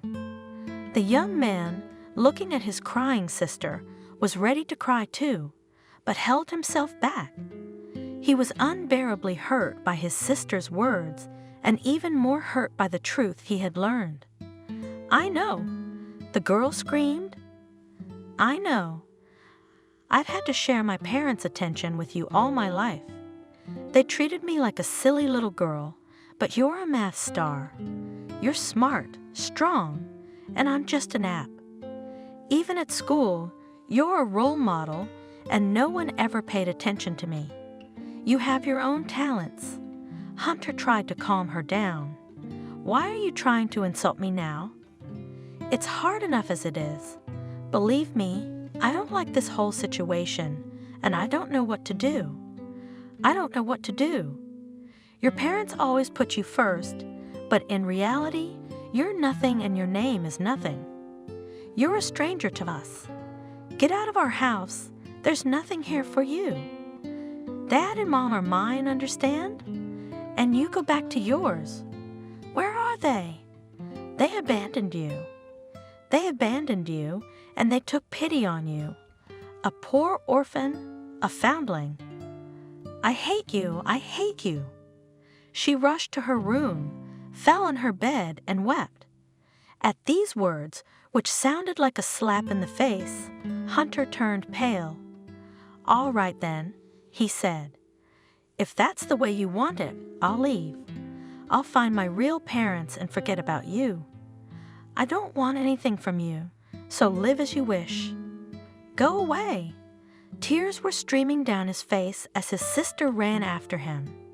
No one will be sorry for you. Do you expect me to run and beg you to stay? I won't. He threw some things into his backpack, took his laptop, and carefully folded the adoption certificate and tag. At the door, he looked back, said a silent goodbye, and walked out of the house that had become a stranger to him in an instant. Nancy shuddered when the front door slammed, jumped out of bed. Somewhere inside remorse awoke, but the girl quickly wiped the tears and tried to calm down. Gone, she said. So be it. She was pleased with herself. The childish resentments that had accumulated in her heart had finally come out. I should have told him a long time ago, and that's what he should do. I never want to see him again in my life. And my parents? How could they do that? They didn't consult me, didn't ask me if I even wanted a brother. She closed her eyes, still sobbing, and fell asleep, tired, devastated. She awoke to the sound of her parents' voices in the kitchen. They were discussing something animatedly, chuckling. Nancy got up, went into the bathroom, washed her tear-swollen eyes, then wandered into the kitchen. Her mother was busy at the stove. Daughter, Susan asked cheerfully, noticing her. Call your brother. We'll have dinner. I'm hungry. I can't eat. I think I could swallow a mammoth right now. What's the matter with you? Your eyes are red. Have you been crying? She looked at her daughter worriedly. I'll get her. Samuel answered. He went into his son's room and shouted from there. He's not there. It's strange. Nancy? He asked his daughter, coming back. Do you know where your brother is? Did you two have a fight? The mother looked at the girl sternly. He is not my brother. Nancy replied glumly, sitting down at the table. What? The parents exclaimed with glee. Are you overheated in the sun? What do you hear? The girl replied swaggeringly, starting to eat. Don't pretend to be surprised. I know everything. He's nobody to me. Stand up when you talk to your parents." The mother turned pale and forced her daughter to rise from the table. "What are you talking about? What happened between you two? Tell me now, why do you care about him so much? He's not your own son." Hunter found the adoption certificate. We talked to him for a while. She briefly recounted her conversation with Hunter. "He left. I think he did the right thing. It's not his home, and you cheated me. I thought of him as my brother for 20 years, and he's a stranger who's been put into my family by someone else's grace, and you forgot to ask me if I wanted a brother. Are you out of your mind?" Mother was furious. "How could we ask you? You were just born then, both of you. Why didn't you tell us later? Why didn't we talk?" Nancy insisted. "Listen, daughter, Susan could hardly control herself. Maybe it's our fault for not talking to you sooner, and we certainly didn't expect it to come out so suddenly. But it's our decision, and it has nothing to do with you, much less Hunter. It's not his fault he was orphaned from birth. I didn't expect you, daughter, to throw a man out of his home. Tell me now, where could Hunter have gone?" "Father was out of his mind. If anything happens to him, I will never forgive you." "How should I know?" Nancy shrugged her shoulders irritably. "He probably went to look for his real mother, and rightly so. There's nothing for foster children to do in our house. Let him go to hell. I won't cry." Susan, not expecting you herself, swung around and slapped her daughter. "Mom," the girl grabbed her cheek. Tears came to her eyes from the pain. "You hit me?" "Your own daughter hit me because of some prodigal. How can you do this to me? Do you love him more than me? Don't you dare call him that." Susan shouted in anger. "You don't know anything." She fell back in her chair. "You don't know anything." The woman cried. "He has no one. His mother died in childbirth. There was no father, and his relatives refused. I fed him milk with you. I'm his milk mother, and he's not a stranger to us. I don't understand how you can be so callous. He's nobody to me." Nancy was stubborn. "Maybe I'm a stranger to you, too." Rubbing her reddened cheek, she asked, "You wouldn't beat a native, and all because of that Hunter. Well, kiss your favorite, of course. He's the best." "You're wrong." Trying to pull himself together, my father said, "If you think we love him more than you, we've never made any distinction between you. Remember, if we punished both of you, we praised you too. Remember how Hunter defended you if we were angry. He was willing to take punishment for you. Remember how he took the hit when a tree in the forest almost fell on you during a thunderstorm. He had his back to you. You little fool. You jealous little girl. You were at camp, don't you remember? He broke his arm then. He had to wear a cast for a month during the summer. Of course you forgot. Your empty head only remembers the wrongs, but not the good. I remember." Nancy's lips quivered. "And you're still defending him now? I mean nothing to you. What are you talking about, silly?" Her father put his arms around her, sat her down beside him on the couch, wiped away her tears. "And remember, you were still small. Before Christmas we punished you and left you without sweets, and he gave you his present, and you sat under the table, eating candy, and thought we could not see anything. And after all that, you say he's not your own. How could you insult your brother? Yes, your parents are different, but sometimes strangers are much closer than family. If Hunter hadn't found that damn certificate, would it have occurred to you to question your parentage? You too couldn't be spilled with water. Mama, Papa." Nancy suddenly burst into tears. "I'm such a fool. I've hurt Hunter. I'm selfish. He'll never forgive me. What have I done? He will?" Susan took her daughter's hand. "He will. We just have to find him first. Let's think together about where he might have gone. The father asked. Which kids is he friends with the most? Classmates? Neighbors? You know his neighborhood better than we do. Think of names, phone numbers, places you've been. Yes. Now, wiping away her tears, Nancy started calling her friends. Hello, Ethan. Do you have Hunter? I can't get through. My parents are worried. If you have any, tell them to call me right away. She hung up. I haven't seen her. Call someone else. Susan interrupted her. Nancy dialed number after number, but each time she flailed her arms helplessly. No one had seen him. She roared again. What do we do? He'll come back, won't he? Mom, Dad, tell me, will he come back? Will we find him?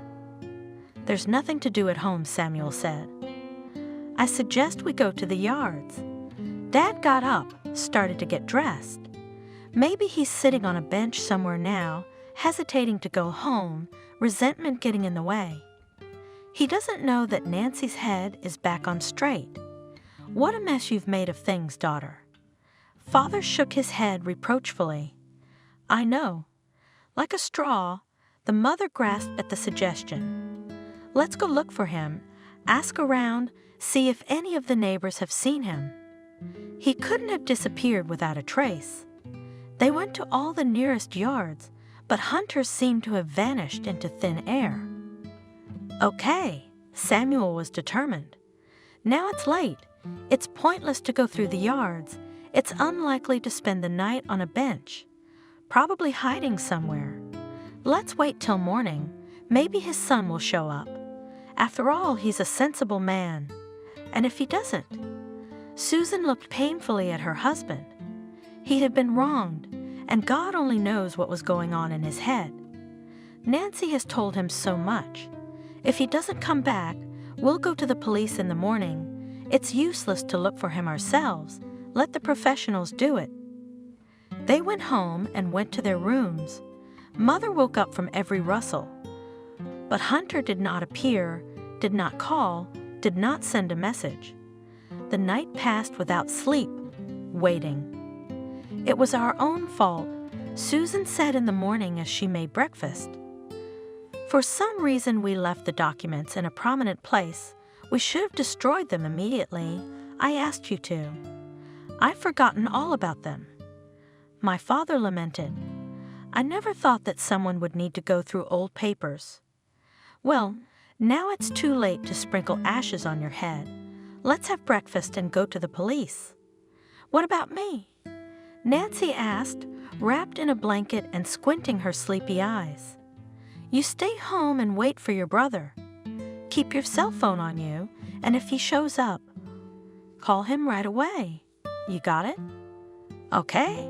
Parents, I'm sorry. She said it guiltily. We're not the ones you need to apologize to.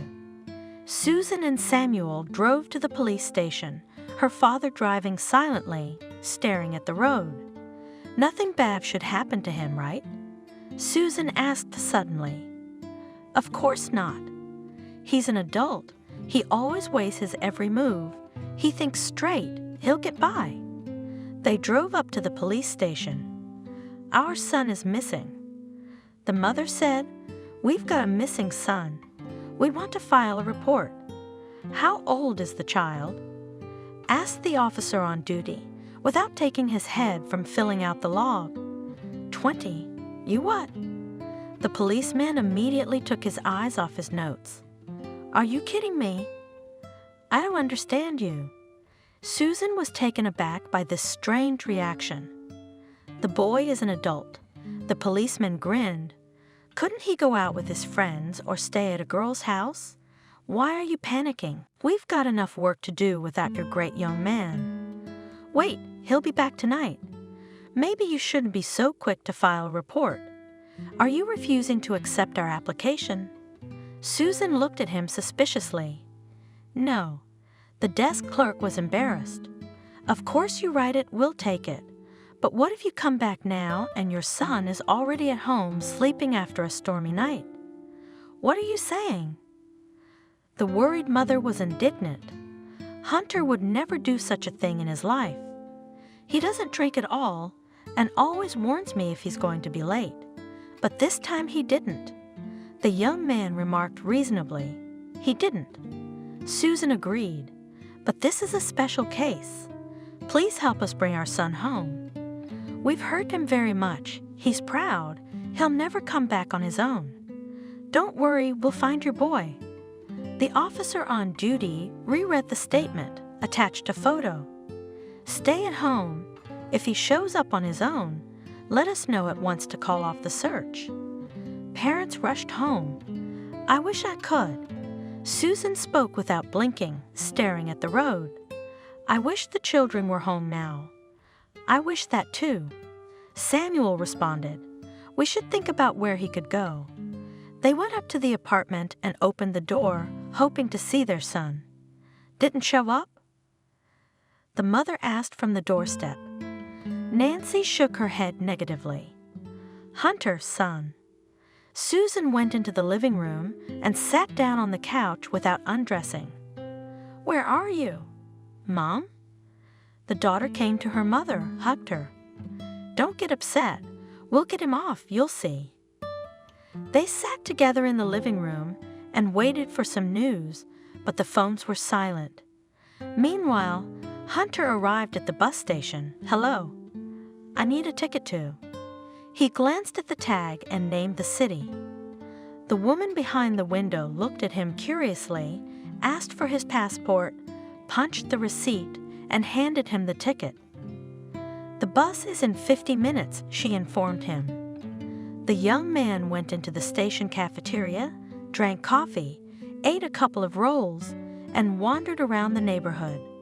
When he heard the boarding announcement, he got on the bus. Why?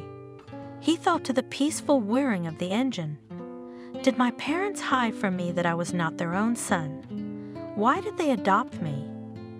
And what will I say to my mother when I see her? And will I even be able to find her? What is she like? Maybe I should go back. Suddenly he thought, no. He said firmly to himself, I'm not going back. After what Nancy told me, I'll never go back. Turns out I didn't know her at all. How much resentment did she hold in her? He sighed sorrowfully.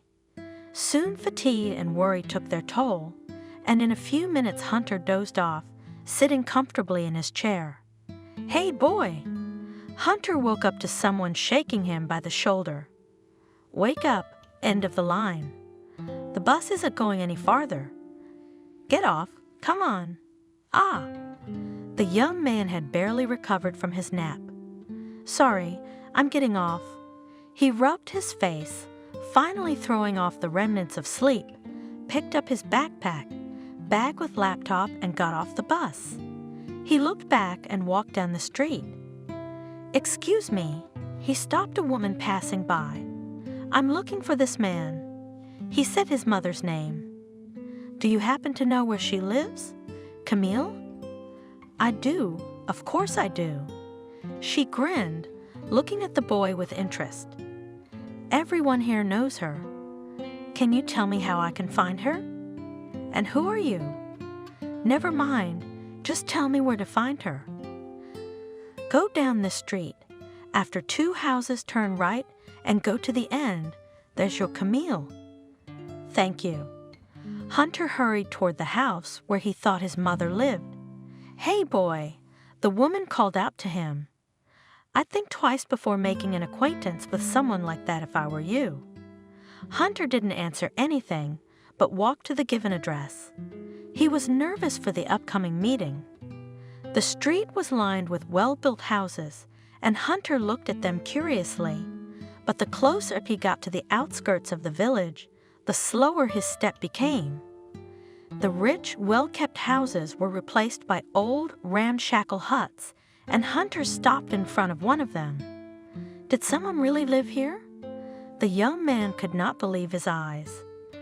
A shriveled house among the tall and long ago not mown grass, the sun was reflected in the dirty blinded windows.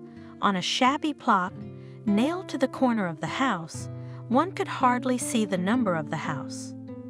There was no doubt that this was the house he was looking for. Hunter opened the gate. With a horse barking, a chained dog jumped out of the booth. A neatly dressed, unshaven man came out. "What do you want?" "I'm looking for a stranger." Squinting into the sun, the man said, keeping his cigarette in his mouth. "I'm looking for Camille Clark. I was told she lives here." "Well, she does. But what do you want from her?" "She's my mom," Hunter said with one lip. The man dropped the cigarette from his mouth in surprise. "Camille, come here. Your son is looking for you." A couple of minutes later, a short woman came out on the porch. She was dressed in a stretched sweater, which was constantly coming off her shoulders, exposing a white t-shirt that had once been washed, a soiled robe sticking out from under the sweater, which reached her knees, worn barefoot. Trampled slippers completed the picture.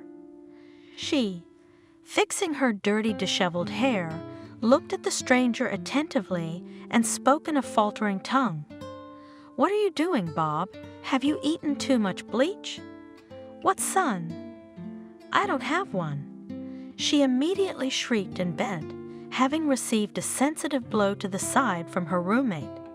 "Come on in, boy." Hunter, the man, smiled broadly.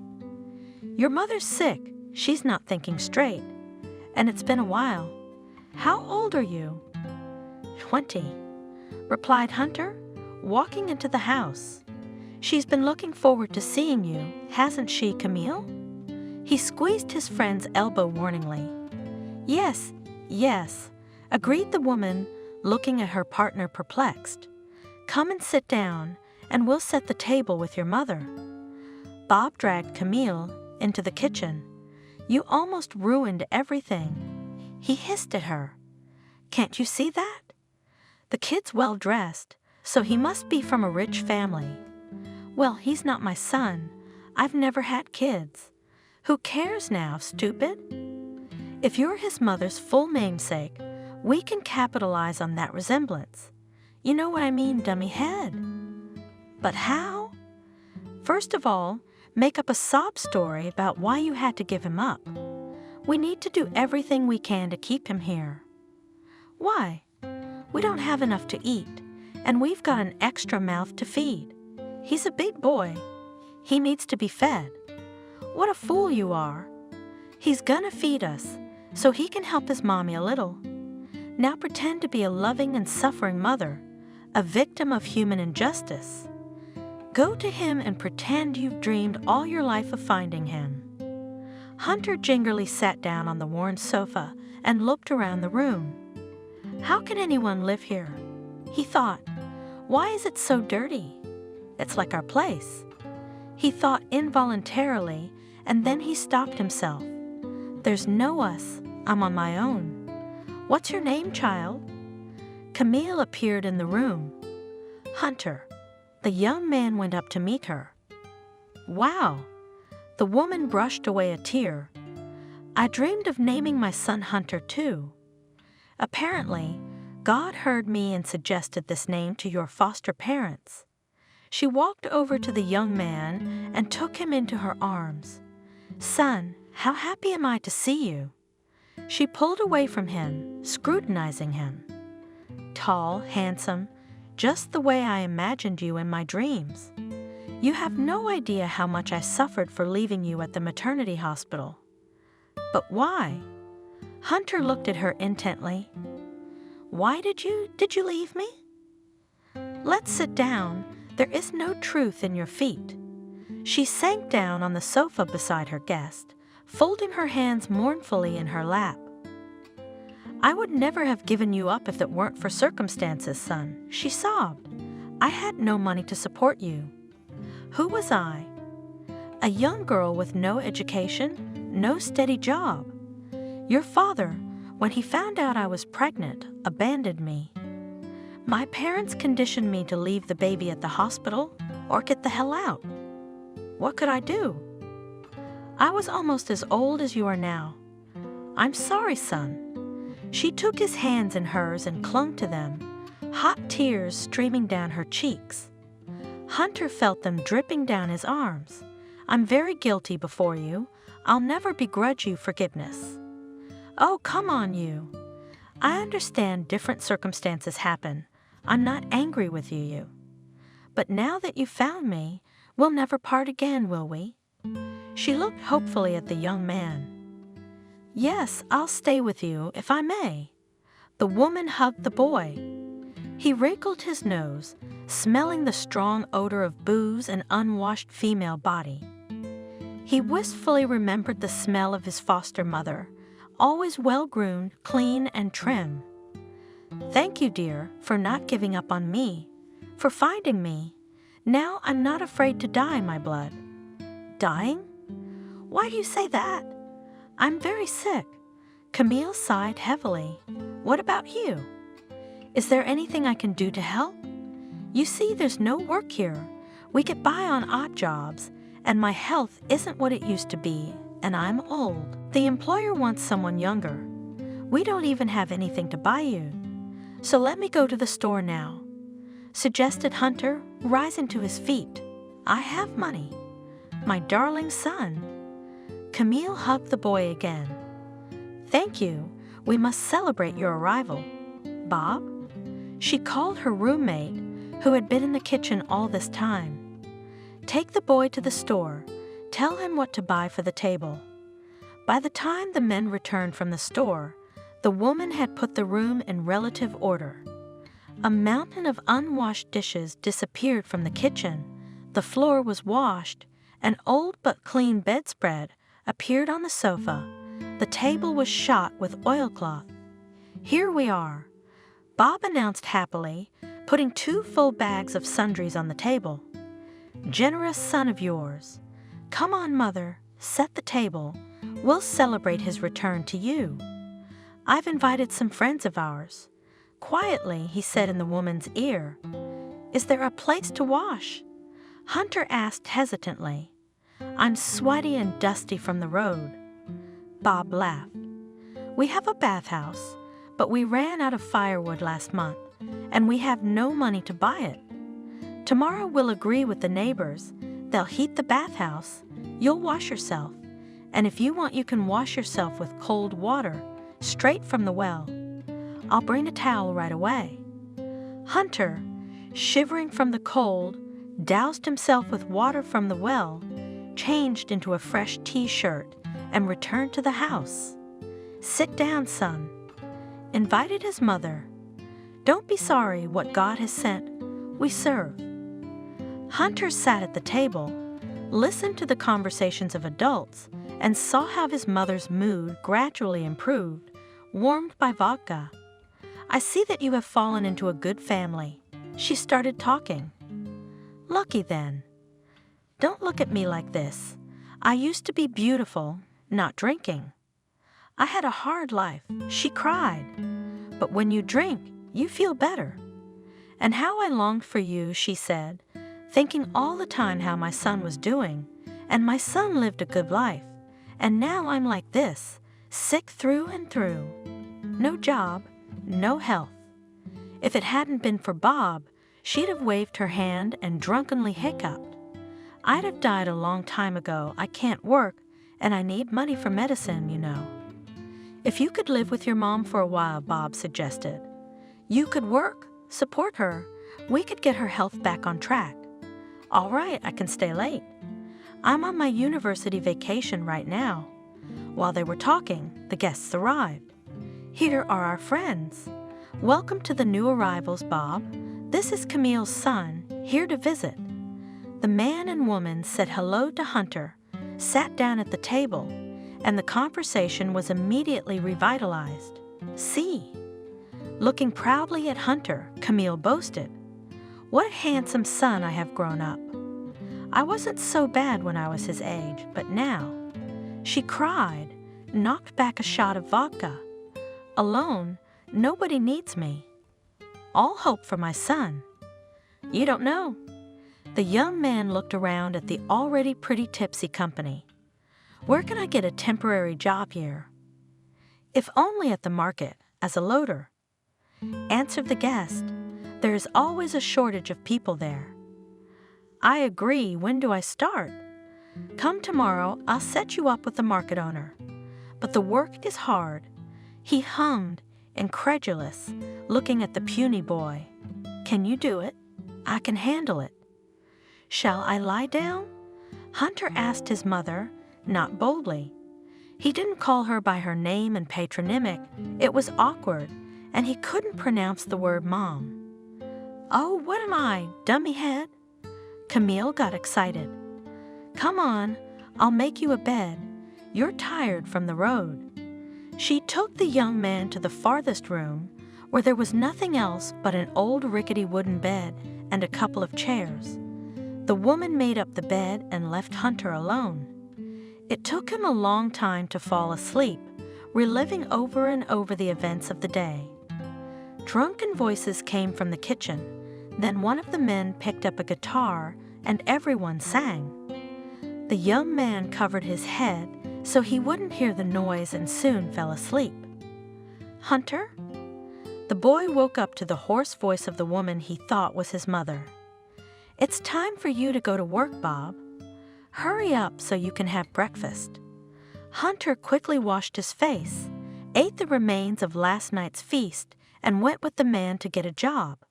Here's your job. A sturdy man in his old age pointed at the crates of fruit. Now the car will come. The forwarder will say what you need to load. The salary will depend on your The young man worked all day, taking only small breaks. His master praised him. Well done. I'm pleased with you, he said to the boy in the evening, counting out the bills.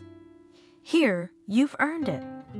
Only Hunter went outside from the market gate when Bob ran up to him.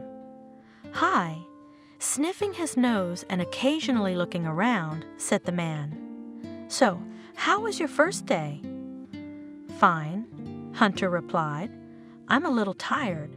Now it would be good to have a snack, because I haven't eaten anything since morning. Yeah. Put your arm around his shoulders and said Bob. I'll be right there. Mom's setting the table. Just then, he looked away again. Let's go to the store.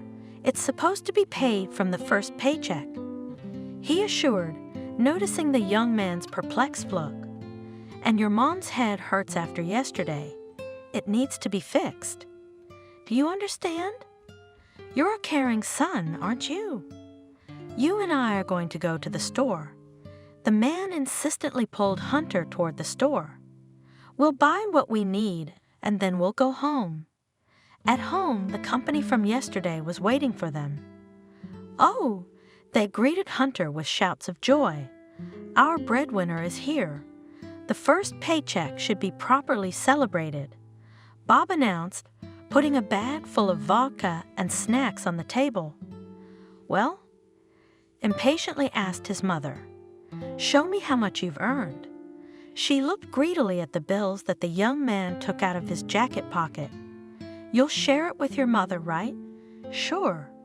The boy handed her almost all the money, leaving a small amount for himself. Here, thanks, of course, why you need money and me, she wept. I just need to buy some medicine. And again the house was noisy until midnight, until the hosts and guests fell asleep wherever they could, exhausted from drinking and eating. The next day everything was repeated. Hunter was silent, did not make a remark to his mother, did not try to chase the guests away. He went to work every day, and the company successfully drank and ate his earnings. The young man lost count of the days. More and more often he was overtaken by memories of that family, but he chased the thoughts away from himself, not allowing himself to regret for a moment the decision to leave home. Hunter, son, his mother called out to him one evening. He had just fallen into a peaceful sleep, giving rest to his body, tired from physical work. Get up. Some people are asking for you. What people? Reluctantly wiping his sleepy eyes and getting out from under the warm blanket, Hunter asked, Do I know? Go see for yourself. Camille took a firm step toward the hallway. Why are you here? Hunter asked rudely, seeing his foster parents in the hallway. Hunter. Susan's lips quivered when she saw her son, gaunt, in a laundered t-shirt, with long unwashed hair, barefoot. He was a pitiful sight. We need to talk. Why don't we go outside? Let's talk quietly, without witnesses. Son? Camille came out of the kitchen. Are you all right? Who are these people? What do they want from you? I'm fine, answered the young man and went out of the door and into the street. You came for nothing, he said firmly. I'll stay here. At least until classes start at the university. Son. Susan looked at him pleadingly. I'm not your son. He cut her off abruptly. You tricked me. Hunter, you're wrong. The father walked over to his son and took him by the shoulders. Look me in the eye.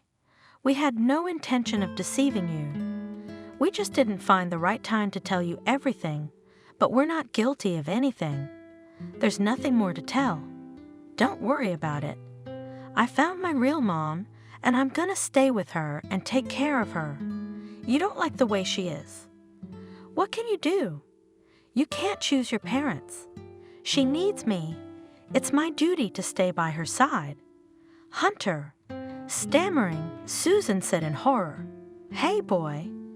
Bob came out on the porch, already pretty drunk. You need help. Are they trying to take you away? Don't give in. You get the hell out of our house. This is private property. Hunter. The woman closed her eyes for a moment to endure the drunken man's lunge. You're wrong to think this woman is your mother. Your mother died as soon as you were born. I know that for a fact. And if by blood I'm not really your mother, then you could call me a milk mother. I'm the one who breastfed you, and she's an imposter. No way. The young man turned cold, but everything coincided, even the village. She is just a full namesake of your mother, took advantage of the situation, fooled your head, convinced you that you are her son. We asked the neighbors. She's a long-time deep drinker. Your mom was a very nice woman. You're just like her. What does that make it? Hunter asked, shifting his gaze from Susan to Samuel. Were they using me? Unfortunately, it turns out that they did. But why? Son. Camille's head came out of the door again. We're waiting for you, darling. Is that true? The young man was at the woman's side in 2 leaps. Is what true? I don't understand. What are you talking about now? Camille was stunned. Is it true that you're not my mom?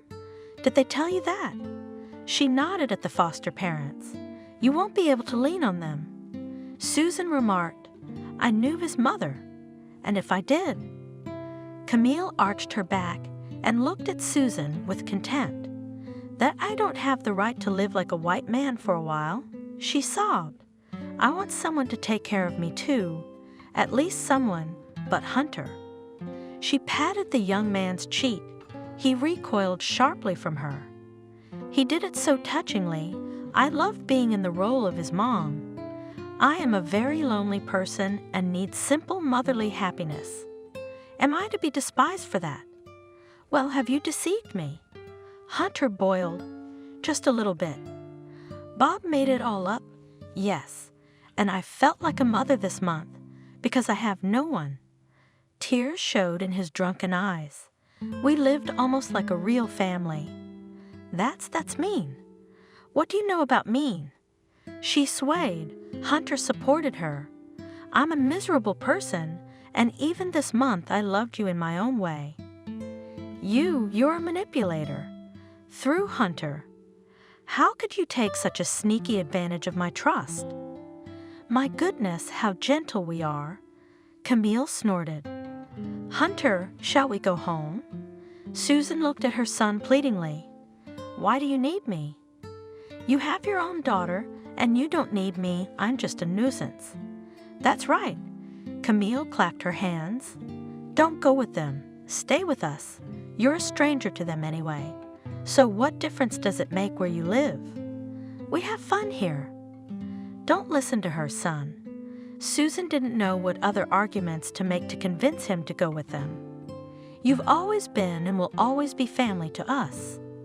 Daddy and I love you very much, and I love you very much too. Finally confessed the young man. Forgive me, I thought I was an extra in the family. Thank you for everything. If it weren't for you, I don't know what would have happened to me. I'm ashamed that I ran away from home without listening to you. Susan opened her arms. Hunter rushed to his mother. We've been worried sick about you. Nancy's been worried sick about you. Kissing and hugging her son, the woman said. Samuel hugged them, and the three of them stood there until Susan realized what was going on. What are we waiting for? Pack up, son. Let's go home. We don't have to stay here. Hunter quickly packed his things and got into the car.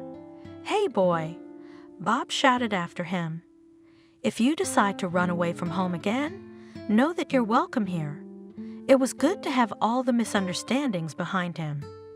Susan said, holding her son close to her. We are together again. Nancy ran out into the hallway as soon as the front door slammed. Hunter. She threw her arms around her brother's neck.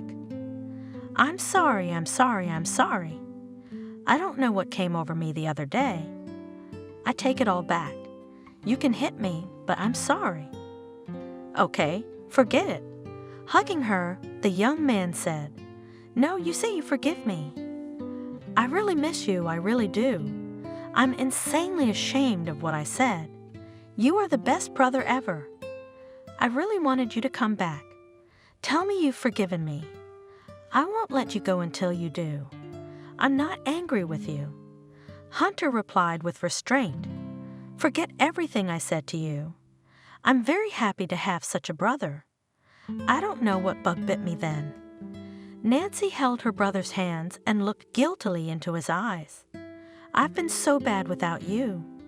There hasn't been a day this whole month that I haven't thought about you, scolded myself for my long tongue. And I missed you too, my parents. I'm disgusted at how I've lived all this time. I can't believe it's only been a month. It feels like a year. Guys, their parents hugged each other and looked at them with emotion. How great it is that we are all together again. Let's not remember the bad things. Suddenly the doorbell rang. Strange, who could it be? Opening the door, Samuel asked. I hope it's not your so-called mom chasing after you. Everyone laughed, waiting to see who they would see when the door opened. Good afternoon. A stubby, middle-aged man in a dark suit stood on the doorstep. I'm looking for Hunter. He gave the young man's full name. It's me. Hunter answered confused. And who are you? I don't know you. My name is William. I'm a notary and a trustee of your grandfather, Christian. What grandfather? There must be some mistake. Hunter looked back at his parents in confusion. I don't have a grandfather by that name. Dear William, Hunter was stopped by his mother. Let's go into the living room. Well, are we keeping the man in the hallway? Everyone followed Susan into the room. William? The woman spoke again. You said Hunter had a grandfather. Is that correct? No mistake. Christian, Hunter's paternal grandfather. He asked me to look for his grandson, which I did. I was also instructed to inform you. He addressed Hunter. That the will gives you a 2-room apartment in the elite district of the city, I think it's a sin to refuse such an inheritance. Yes, this is the first I've heard of this grandfather. And yet, the man was persistent. It's true. He lived alone for years, looking for you everywhere. It was only just before he died that he managed to track down his own grandson. Unfortunately, circumstances prevented him from doing so earlier. The search took too long. The boy grinned. And where is the grandfather himself? It would be nice to have a look at him and make sure it's not a joke, because I've already found one false mother. I don't want to be disappointed again. You won't be able to do that, because Christian died recently before the most important moment in his life, meeting his grandson. Believe me, he would have tracked you down long ago, even hired a private detective for this purpose, but there was too little information about you and your mother. He didn't immediately recognize that he had a grandchild. Moreover, even in the maternity hospital, your traces were lost, and then all sorts of bureaucratic obstacles prevented a quick search for you. Sad, of course, coldly remarked the young man, but I don't need anything from a complete stranger. I have people whom I consider my family, and him I have never seen in my life. Let it all stay that way. I do not need anything from him. Son, his mother stopped him. Listen to the man, please. We don't know why your grandfather didn't have a chance to contact you before. Surely there must be a reasonable explanation for this. Don't mind him, Mr. Notary. He's a little upset. We are ready to listen to you further. I have come to fulfill Christian's last will and testament. The man looked at Susan with gratitude for the support, and to give you a letter from him. He held out a sealed envelope to Hunter. I'm glad that, at least now, my client's soul is at rest, and this is the address where you must come to inherit the estate. Do not delay with it. In 6 months we will formalize your inheritance, but already now you can use the apartment. So I'll be expecting you soon. The keys to the apartment are kept with me. And now let me digress. He bowed his head ceremoniously and left, leaving the whole family at a loss. What are you frozen? Nancy came out of her reverie for the first time. Hurry up and get to the table. I've made a lot of food waiting for you. Let's celebrate Hunter's return. Leave the serious stuff for tomorrow. Really? Mother's cheerful. It's been so long since we've been together. So much has happened lately. It's been overwhelming. Hunter? The father put his hand on his son's shoulder. Maybe you should be alone. Read your letter. We'll understand. We won't take offense. No. The young man shook his head, as if shaking off heavy thoughts. I'll read it later. I want to try Nancy's food first. I hope she's not planning to poison me. Oh, you! The girl took a joking swing at her brother. I tried my best, and you're laughing at me again. At last we can hear our son again, smiled the father. Children don't be naughty, as their mothers stop them as children. Indeed, it's time to go to the table. I have much to tell you, said Hunter, when the first cheer of his return had passed. That's good. Susan rejoiced. I want to hear how you've been living all this time, how you came across this same false mom. If you could see, she turned to her daughter. What a shack your brother had to live in. I am deeply ashamed. Nancy was blushing to the roots of her hair. That I attacked you, Hunter. When I realized what I'd done, I was ready to fall through the ground. I really wanted you back. I mean, we've got the whole place on edge. Right, parents? We even got the police involved. Without them, we never would have known where to find you. Don't apologize. The young man smiled. I'm also good. Instead of waiting for you, Dad, Mom, and talk, I ran away from home, got angry like a girl, and I'm a grown man, could not curb emotions.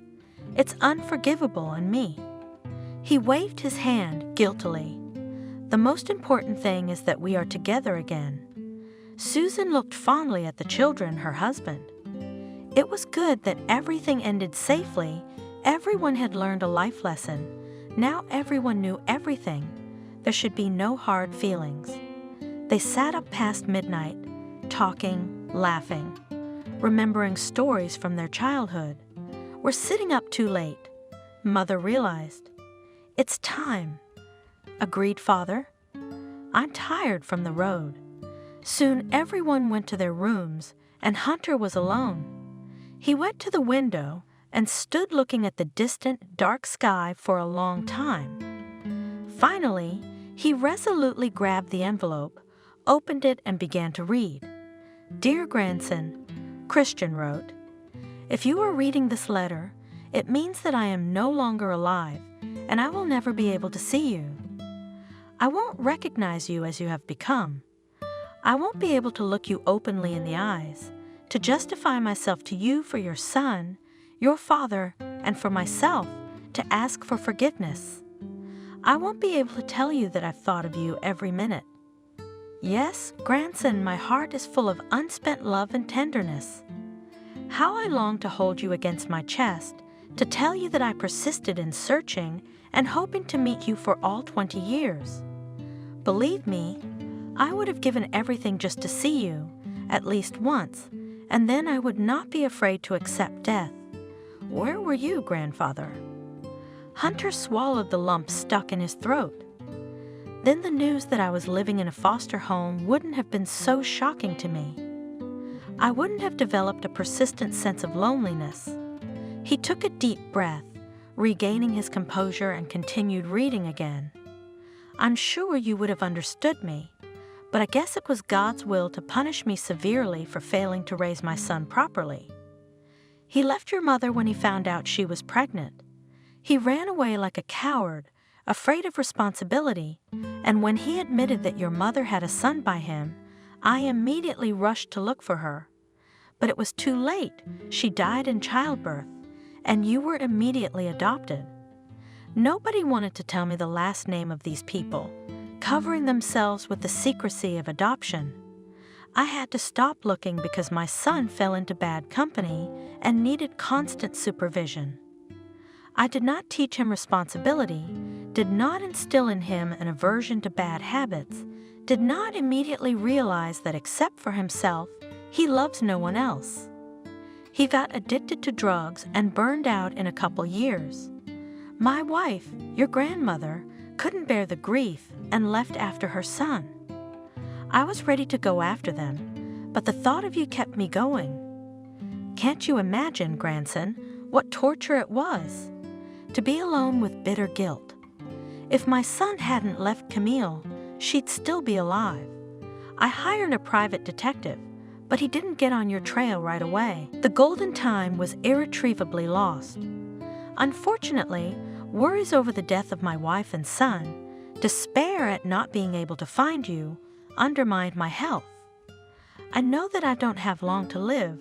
That's why I'm writing this letter, to have time to say everything I wanted to say.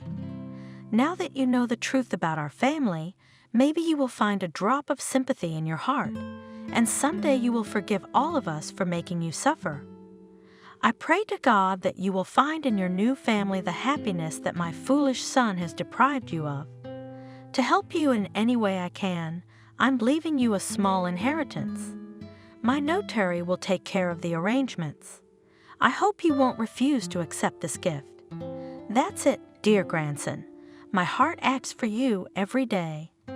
Farewell without a trace. I believe you will be happier than we are." Hunter tore himself away from the letter. For a long time he sat staring at one point, then he crumpled up the sheet of paper, threw himself on the bed, and cried. He heard the door creak. He was inexpressibly ashamed of his weakness, but he could not stop. Tears were pouring from his eyes. Sonny! Susan crouched down beside him on the bed, stroked his head. "I'm so sorry you didn't get to meet your grandfather. But if he sent this letter, he loved you." Gradually the sobs dampened. Hunter, wiping his tears, sat down next to his mother. There was no one left of them. Still sobbing, he said, "They're all dead, you see. I'm the only one left." The door to the room creaked open again, and Nancy appeared. "You are not alone, for you have us," she said. "And we love you very much." She hugged her brother, tears welling up in her eyes from the tenderness overflowing her soul. "I know." Hunter smiled. "I love you all very much, too." Her daughter was followed into the room by her father. "But are you going to shed tears here?" "Hunter, it turns out is a very desirable groom." He smiled. "Now that you have your own apartment, I hope you don't want to move out immediately." "We wouldn't like that very much." All three of them looked at the boy expectantly. "No." Hunter smiled, looking at them warmly. "You are my closest people, my real family, and I don't need another."